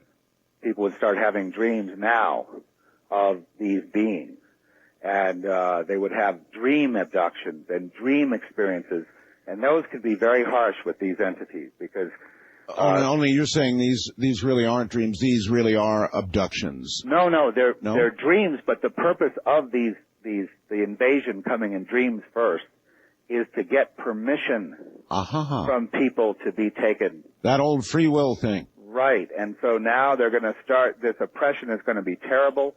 It's involving perhaps half the planet, and many people are going to start having these collective alien dreams and they could also be couched in other terms. In other words, it doesn't have to be like aliens with bug eyes and ships and all that. And all of this just hit you 2 days ago. This was, there's a lot to this, Art. I think that one of my My purpose at this point is to fight this whole thing in the spirit, and I'm a spiritual warrior, so I fight that particular aspect of human oppression, which is and I put in big quotes, the alien situation, because it's quite a mystery. But in the spirit, it's no mystery. It's the oppression and enslaving of human beings, and I'm very against that. So we fight that. Anyway, prophetically, I'm warning people that if you start having these kinds of dreams, seek God, and seek Him in this way. Don't just say, "Oh, please fix this. I'm having nightmares." You know, or precursors of more horrible things to come. You know, maybe I've been going the wrong way in life, but Father, could you just carry me along or just show me something? I'm going to just lay myself open to you. You know, submit, give up. You know, lay back. Don't engage your will, but ask in earnest to be helped with this. Because that's the only way it's going to stop. That's. If you want to put God in a box and ask Him questions based on answers you want to get, nothing's going to happen there. It's going to be, God's not going to be put in a box, and He may not deal with you the way you want to be dealt with. All right, Zeph. I have no way of knowing what awaits you on these blinking lines in front of me. Could be anything, Zeph. It could be. Well, I'm ready for anything, Art. Well, you need to be. And here it comes. First time caller line, you're on the air with Zeph Daniel. Hello. Hey, good evening. Thank you, and God bless both of you guys. God bless you. Thank you. I got a question for you, Zeph. I've been listening to what you've been saying. While I was driving down the interstate, I was cutting in and out. But I did catch a lot on what you were saying about your dreams as far as your psychic will. I know that's definitely the wrong term. But, I have definitely had dreams, earthquakes in China, planes going down in Nova Scotia, things of that nature 2 and 3 days before these things are happening. Wow. Now to get to the point here. Have you warned people? Have you warned people? No, because for so long in my life I'd had these types of dreams that I'd been told as a young child, discount them, that's the devil, it's nothing, don't worry about it, you're just seeing things. Been told I was crazy quite a bit. No, You've been told well, hey, this is a good call, Art. Yeah. I walk around, I've got a wife, I've got kids, I've got a family, I have a job, And by the way, Zeph is married too, right, Zeph? Yes. And your wife sounded quite nice. She called earlier to confirm the telephone connection, and I thought she sounded quite nice. What does she think about all this, Zeph? Well, we've been together since 1992, and so she's been a witness to the whole process that I've gone through. And has she confirmed any of this for you? Yes, absolutely. And she just told me on one of the breaks, she said, not just you, but she's seen the ships. She's seen reptoids. Hey, you know what, Zeph? Caller, can you hang on a minute? Sure thing. All right, I'm going to put you back on hold. Hey, Zeph. Yeah. Oh, darn it. I think I've got him. Zeph, put your wife on. Okay, hold on a sec, Art. All right. Seems a reasonable thing to do now, doesn't it? I don't know why. She lives with him, and, a lot of this is very, very, very fantastic stuff, but then, on the other hand, his delivery is quite cogent. Hello? Hi there. Hi, Art. What is your first name? Patricia. Patricia, More people call me Trish these days. Okay, Trish, then we'll make it Trish. Okay. Trish, listen, a lot of what your husband says is pretty out there for a lot of people. On the other hand, it's very cogent, as I just observed before you got on the line. And you've lived with your husband now since, 92 was it? Let's see. Oh, what year is this? 2004? Yeah, I think. 92 we got together? All right. Yeah. So a long time. Yes. How can you confirm what Zeph is saying? Have you observed anything that really strongly leads you to believe that what Zeph is saying is dead on? Yes. Absolutely. You've seen ships? Oh, yes, and even before I met him. But the most awesome thing was that night when he surrendered, to God. Yes. And that was such an awesome thing. I mean, it was a complete change for both of our lives because, you know, we'd always known God, but we never really knew him like we did then. And he's the one that, you know, filled in the blanks and, you know, taught us what was going on. And, you know, I wanted to say that during the time when a lot of the programming was unraveling for Zeph, when he was starting to come out of denial and start to heal, you were a great input right there, because a lot of the stuff, the weird stuff that had gone on in our lives, you know, such as, you know, quote unquote aliens or whatever, demonic, this and that. You've seen what's being talked about on your show. Have you seen these aliens? I have seen some weird stuff. All right. I'm going to come back to you for a minute when we get back from the break. So you hold on to the phone and let Zeph relax for a few minutes, all right? Okay. All right, good. Zeph and his wife are my guests at the moment. Hi, Martell. What do you think, Pookie? Is life a circle, as she sang, or is it a straight line? Do you go to the light, or do you go to the darkness? Is the light really a trick? My guest is Zeph Daniel, and now his wife for a few more moments. We'll be right back. To be sure, a lot of what Zeph Daniel says is pretty wild stuff. I mean, it's absolutely out there. There's no question about it. And his wife is on the line. I couldn't resist. She's willing. Bless your heart for doing it. I mean, what have you seen that would tend to confirm? You said you've seen ships, you've seen aliens. What can you describe to me that you've seen that validates all of this, and how did it happen? Well, Art, it's lovely talking to you. I guess what I've seen mostly is I've gone through a period of, well, close to 15 years now with Zeph, and I'm really grateful that Yahweh, our Creator, has given me him as my husband and my soulmate, because I guess in my own soul track I needed to hook up with him and be a blessing to him and him be a blessing to me. Soulmates, it's called. I've got that. But what has confirmed for you the things that he's telling me tonight? I mean, you've been there listening. Well, like, for instance, what specifically would you I don't know. You said I can confirm the tunnel thing. Yeah, I remember we were living in Laguna Niguel at the time, and he was just on a rampage. He was like, you know, whatever you do, don't fall for that one. And then shortly after that, the John Lear.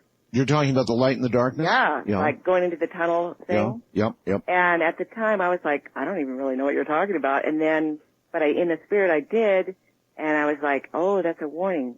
And a strange thing happened when my own father passed away.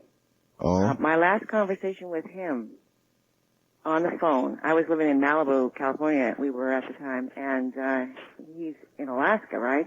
Yes. Dying, and he says, and I'm like, upset because I'm not there to help, or I feel like I should be doing something, and I can't get away because we're in the middle of this film thing, and he says, it's okay, honey, everything's going to be all right. He goes, don't trust the aliens. This is my dad, you know, like Mr. Straight, and I'm like, okay, Dad, I know. I never have trusted him, you know. And my first sighting of a weird flying saucer type thing, I guess, was when I was 14 in Alaska. You know, that happened. I've seen other things. I've seen interdimensional beings. I've seen winged demons. I've seen all kinds of weird stuff. But I can tell you one thing, Zeph is a healer, and I knew that when I first met him, and now more and more I'm seeing that come to pass, with a lot of people being blessed by what he does. He could read the phone book to somebody and you know, something will happen. All right. Listen, I want to thank you for coming on the phone. Go ahead and hand it. Well, it's great to talk to you, Art. Good to talk to you. And go ahead and hand it back to your husband, Okay. and thank you for coming on. So Thank you, and God bless you. You as well. All right. Back now to Zeph. Yes, Art, I'm back. Okay. Well, that was interesting, certainly, to hear. And now, you know, you're going to leave me the way John Lear did, now even more in doubt about all this for the rest of my life, and then I don't know what. So you're healed of this. I don't know what I am. Anyway, listen, I've had this caller on hold. I'm bringing him back now because I don't think we were done. Caller, you're back on. Thank you very much. Thanks for bringing me back on, guys. The point I was trying to get to, and the question that I have specifically, most of the visions and the dreams that I have, because these all come to me just in dream state, just hitting that good deep sleep, or usually coming right out. Why am I getting a lot of these lately? Specifically related to brothers, sisters. The last one I had in particular was I saw a specific site situation inside a vehicle where she was having an affair. Why am I seeing these sorts of things, and why do they come to me, and what is this curse, or is it a gift? In your opinion? And all of these dreams are true, in other words, manifest themselves in real life, right? They're materializing, exactly. Well, that must have been a troubling last one you had. Zeph, all right, well, you said there would be a lot of dreams beginning, right? That's right, and that's also biblical about this time we're in. And the dreams mean that he's being called to service. He's being called to warn people. He's being called to let others know, to not keep this bottled up, but the more that you use this gift to warn and to help people, the more you'll actually, maybe this is a curse in a sense, but the more you'll be given. So, all right, I have a friend, a very close friend of mine, Zeph, a fellow named Daniel Brinkley, and he was struck by lightning.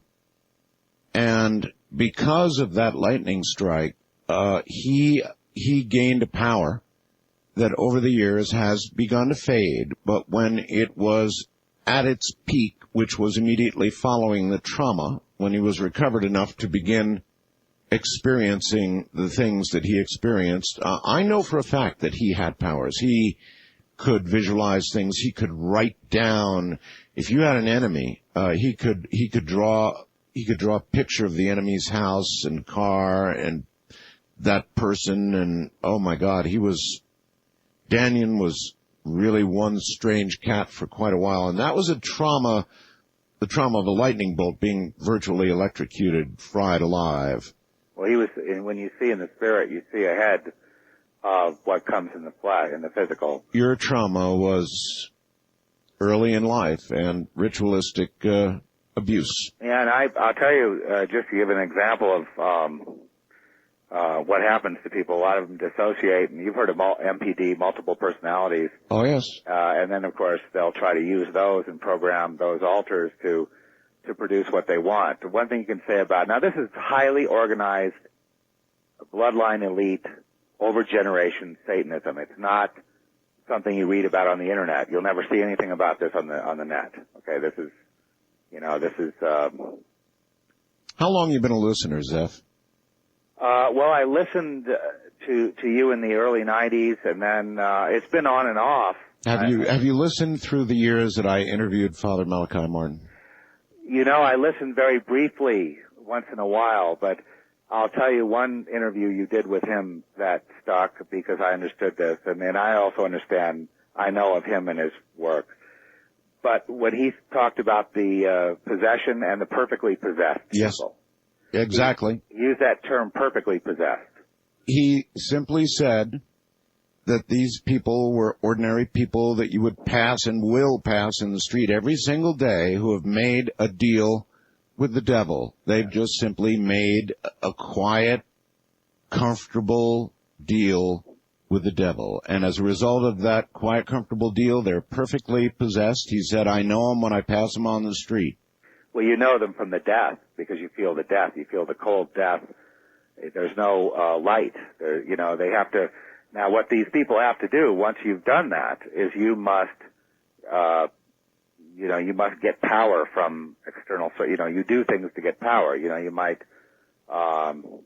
get close to someone who hasn't made that deal and siphon off a little of their life force, if you will, and you are given the power to do that, like a vampire, like a psychic vampire. Yes. And they'll do that to keep that light, to keep from fading out. But they're very. That's the curse that happens. You make that deal with the devil, and you become dead in a sense, and you have to start feeding. And feeding is any number of things, but that's why I feel sorry for them. And this is not a deal that has to be made, according to Father Martin, by the horned one appearing before you. This is simply something you only have to think and agree to, and you consent. Yes. And you agree with that? I agree that consent, free will is the key. Yeah. Well, but if you decide right now, I mean, I could decide right now that I'm going to consent, and I'll bet you anything that I would see a whole bunch of sudden magical blessings occur. That, for example, I might find a check in the mailbox, or I might find an opportunity, a door opens to publish millions of copies of books or whatever. Something like that would happen to confirm my quiet consent. And then I would go open that door, and I'd go through that door, and I'd go down that path, and I'd meet other people, and pretty soon, and all of a sudden, and down the road a little ways, and I'm really in it then, you see, because once I'm down that far, and I've taken the money, and I've taken the deal, and I've taken the stuff, now let's say suddenly I say, gosh, I made a mistake. Too late. How am I going to get out of it? I guess I could pay with my life. I could say, let them kill me, and that would be my penance for what I did. But I don't know. All right. Look, back to the lines. Wildcard line, you're on the air with Zeph Daniel. Hello.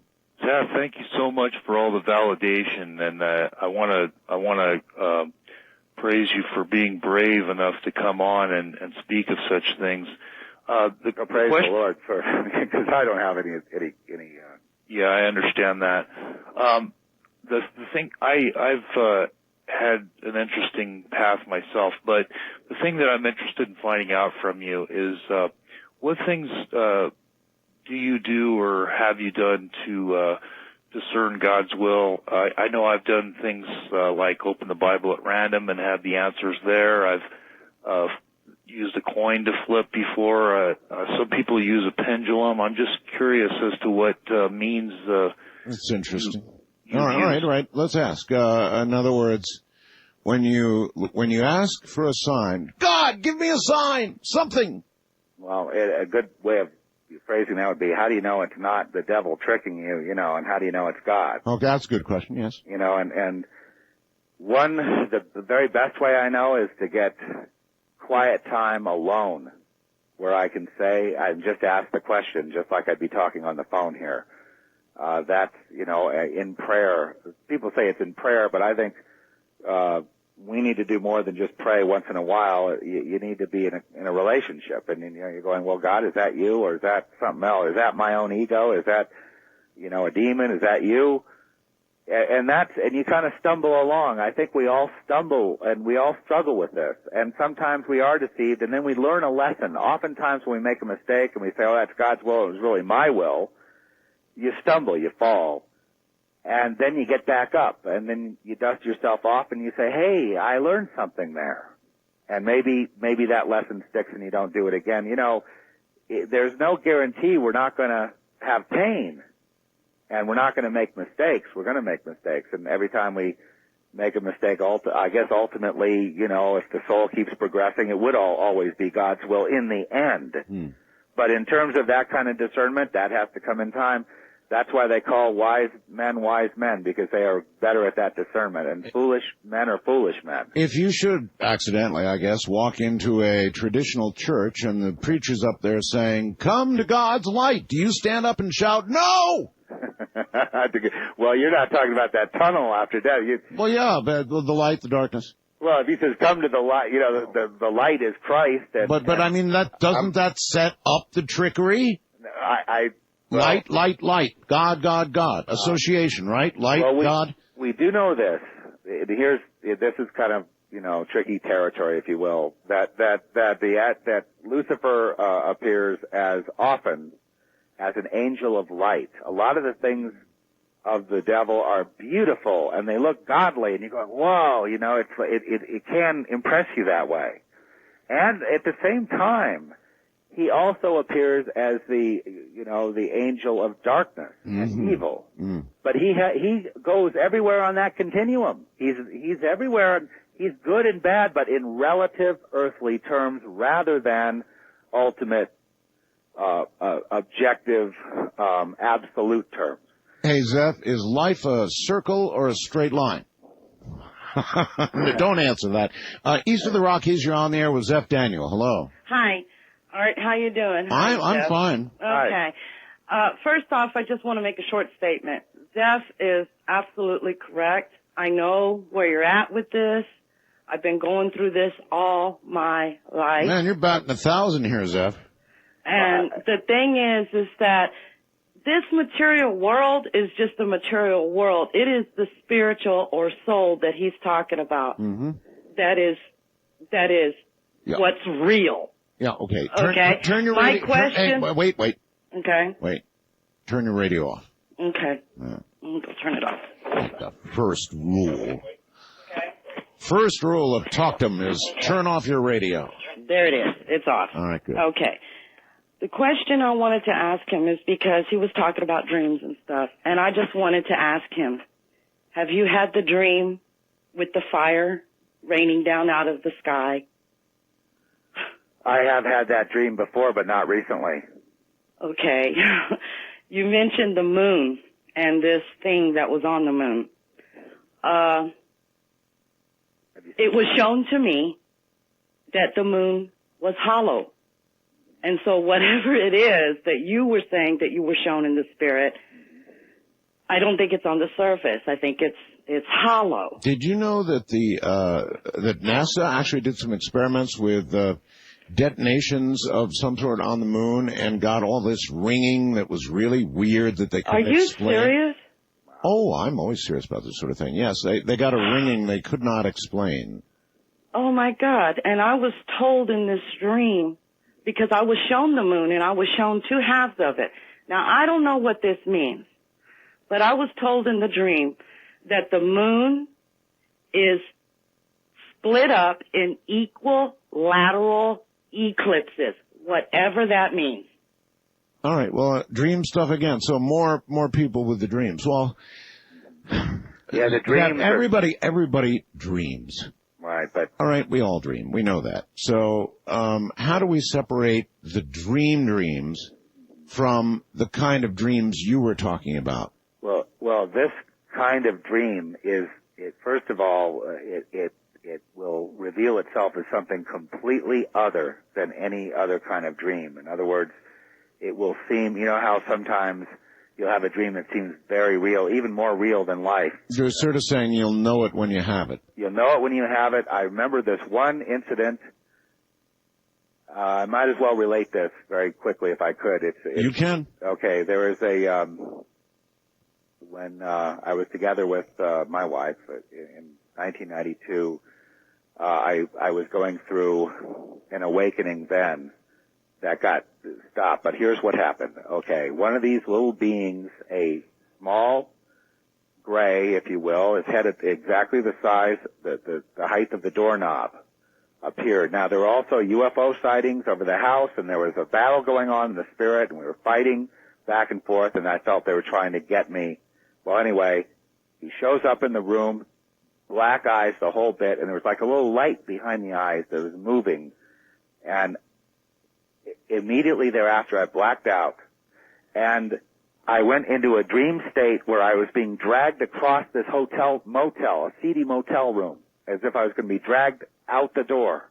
Yes. And I grabbed onto something and wrenched myself awake, and I was deathly afraid. I couldn't even get out of the bed, and because that being was there, and I realized that that dream I had was them, but they were like two thugs carrying me across the motel room. That's how it was masked. That's how it came forth. And that was an alien dream. Sounds like it. And it was wholly other, completely other than anything dreamt before by me. And then that experience triggered the memory of the satanic ritual with children. That's when it all came flooding in? It triggered me right then, and then I went to a healer for help. He scared me. And I went to another person for help, and they wanted to lock me up. Because you see, in other words, what did that person that wanted to lock me up, who appeared as this woman therapist who wanted to, a psychologist who said, well, we'll lock you up for 3 days in a seclusion, and then you'll get through it, and we'll help you. And so I was like, what are you talking about? It's a 72-hour hold, they call it. Well, and that was her suggestion when I explained what was happening. Hold on for a moment. Not 72 hours, but just a very few less, and we'll be right back. I'm Art Bell. Zeph Daniel is my guest. Good morning, everybody. I'm Art Bell, and this is Coast to Coast AM, definitely one of these where you make up your own mind.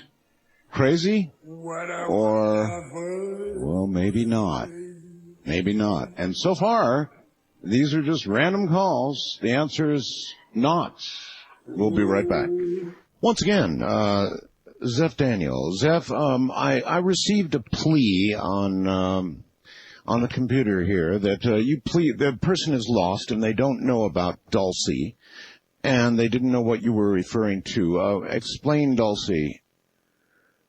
Dulce is a rumored, purported underground military alien base in Dulce, New Mexico, which is right near the Colorado border, and supposedly it's on the Archuleta Mesa, which is about 2.5 miles from Dulce's. Really just like a general store and a gas station is all it is.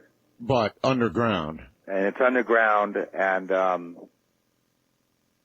we've been dealing with it in the spirit, put it that way. And there's more than one of us on. It's a project that I've gotten involved in, and there's one person that you might call a remote spiritual, instead of a remote viewer, let's say, he goes there in the spirit, and that also happens with me. He's going there to liberate those souls from the bodies that are being tortured. That's why I asked you about government involvement and knowledge.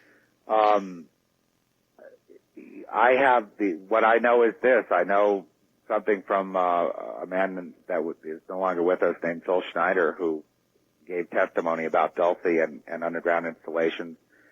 So, and he's spoken to the UFO community, quote unquote, and that's available on the internet. And I know just what other people have read. I have viewed it in the spirit.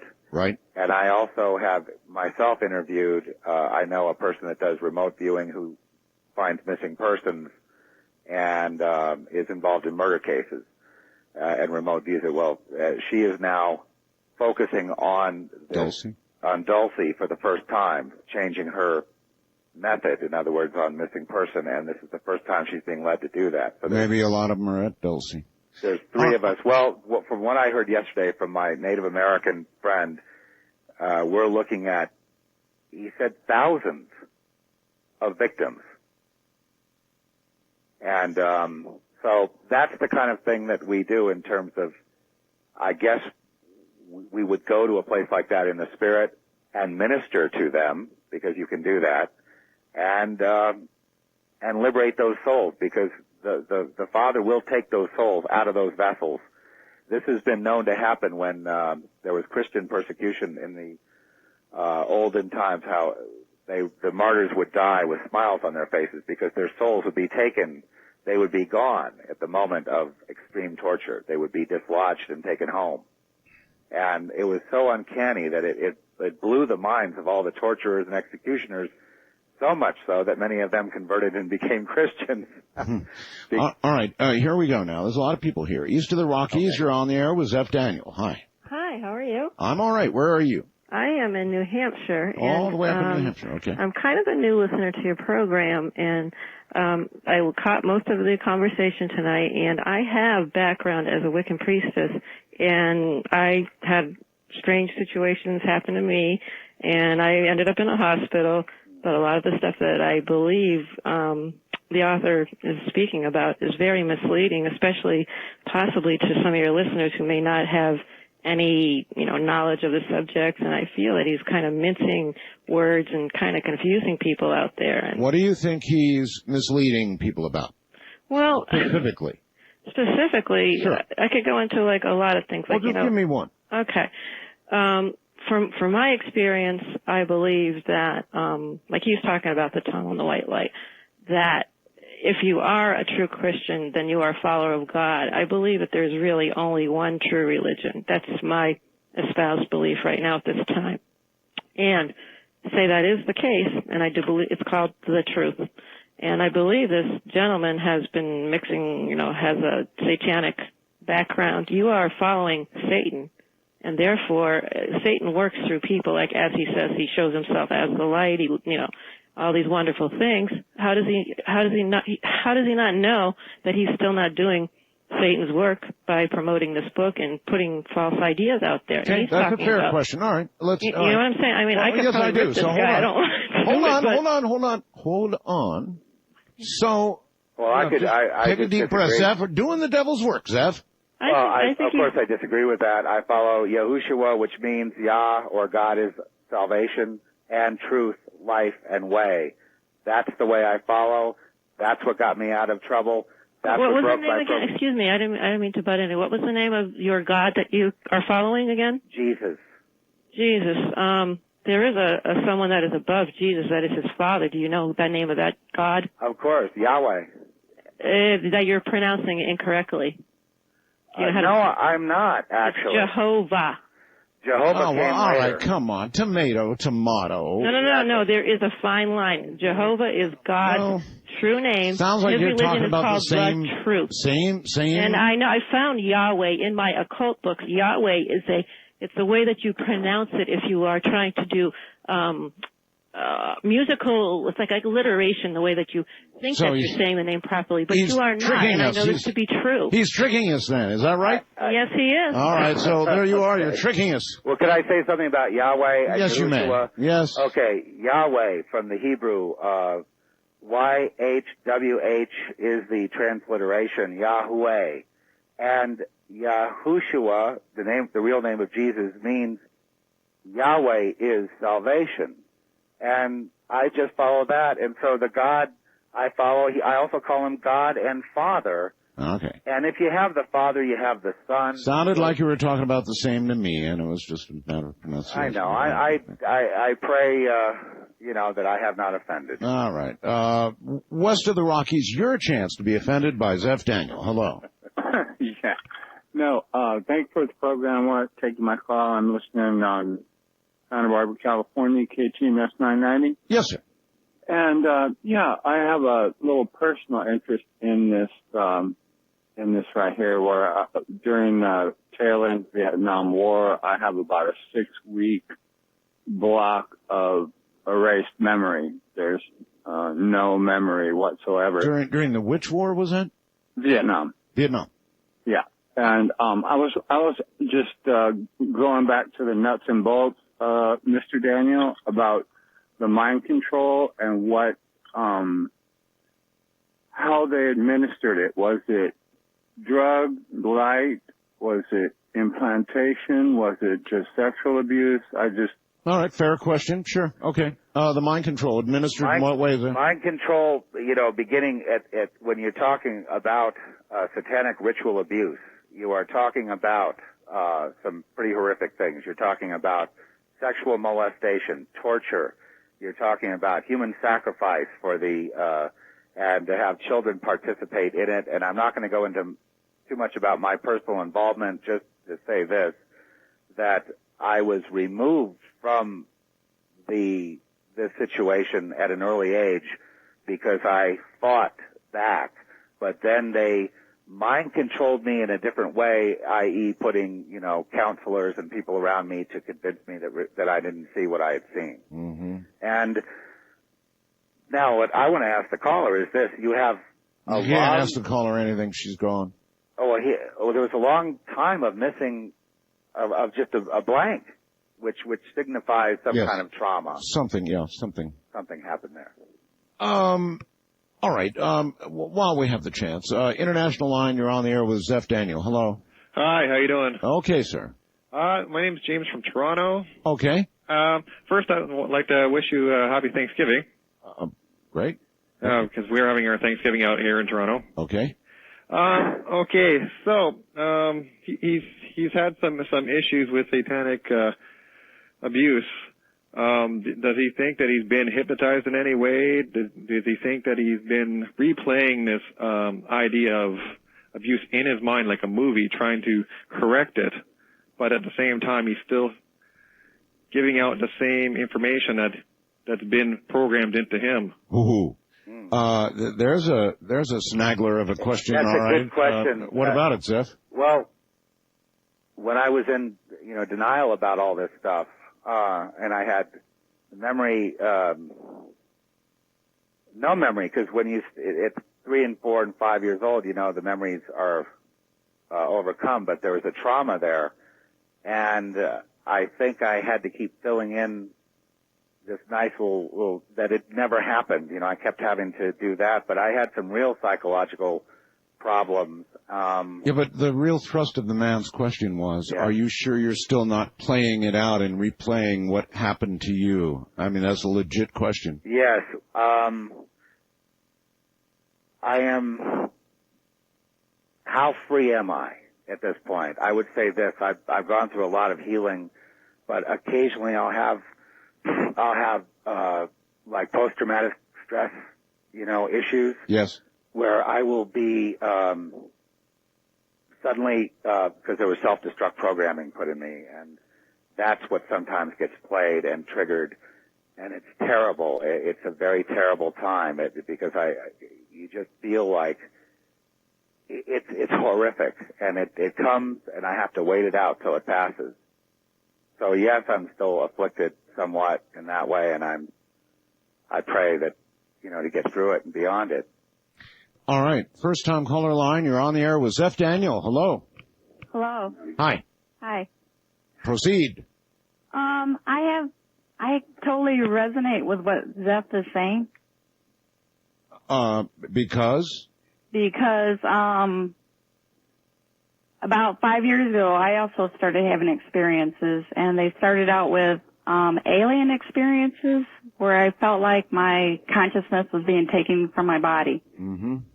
And then it went into where I think I cleansed my home, and it was like, I don't know if it's like the Native American Indians talk about you take your power back. And I got rid of that negative energy, and the energy it made me feel like an animal terror. Zeph? Did you feel like what? It was just like a animal terror. It was just like terror. Like there was something that totally didn't resonate with me. Like a primal terror. That's witchcraft. That's a form. Someone may have put some bad, something bad on you. It sounds like someone threw some witchcraft on you, some negative. Well, I don't know about all you've said tonight, Zeph, but I do know that I've talked to a witch and here on the air, and she has confirmed in graphic, horrific detail that this kind of ritualistic torture and ritualistic even killing of children does go on more than the average American citizen would even dare dream about. There's a horrible, deep, dark secret, and you wonder with so many people involved in it, how do they keep it completely secret? It is, well, maybe because it is so horrible. But people can, the things that I mean, the real world has punishments for this, like the death penalty. I've never seen any of these. Nor have I. Not one person have I ever seen brought before the law. Yeah, well, maybe that's right, but those are the penalties that await for some of the deeds that are done. Wildcard line, you're on the air with Zeph Daniel. Yeah, good morning, Art. Good morning, Zeph. Good morning. First of all, Art, welcome back to the WHAM airwaves in Rochester overnights here in New York. Oh, that's right. We got back to WHAM, didn't we? And thank God for that. It beats the trucker. But we won't talk about that. Zeph, I just have a quick question. What is your view on purgatory? And this is coming from a Catholic. After death. Well, the closest thing I could tell you about a purgatory experience, it may parallel, is I was taken in the spirit I lived at the site of an Indian massacre in New Mexico at one time, and then I realized I was brought there I was taken into the spirit by the Lord to minister to the traumatized Indians that were massacred, mainly women and children in this particular thing that happened. And it was like a purgatory. It was I called it Sheol at the time.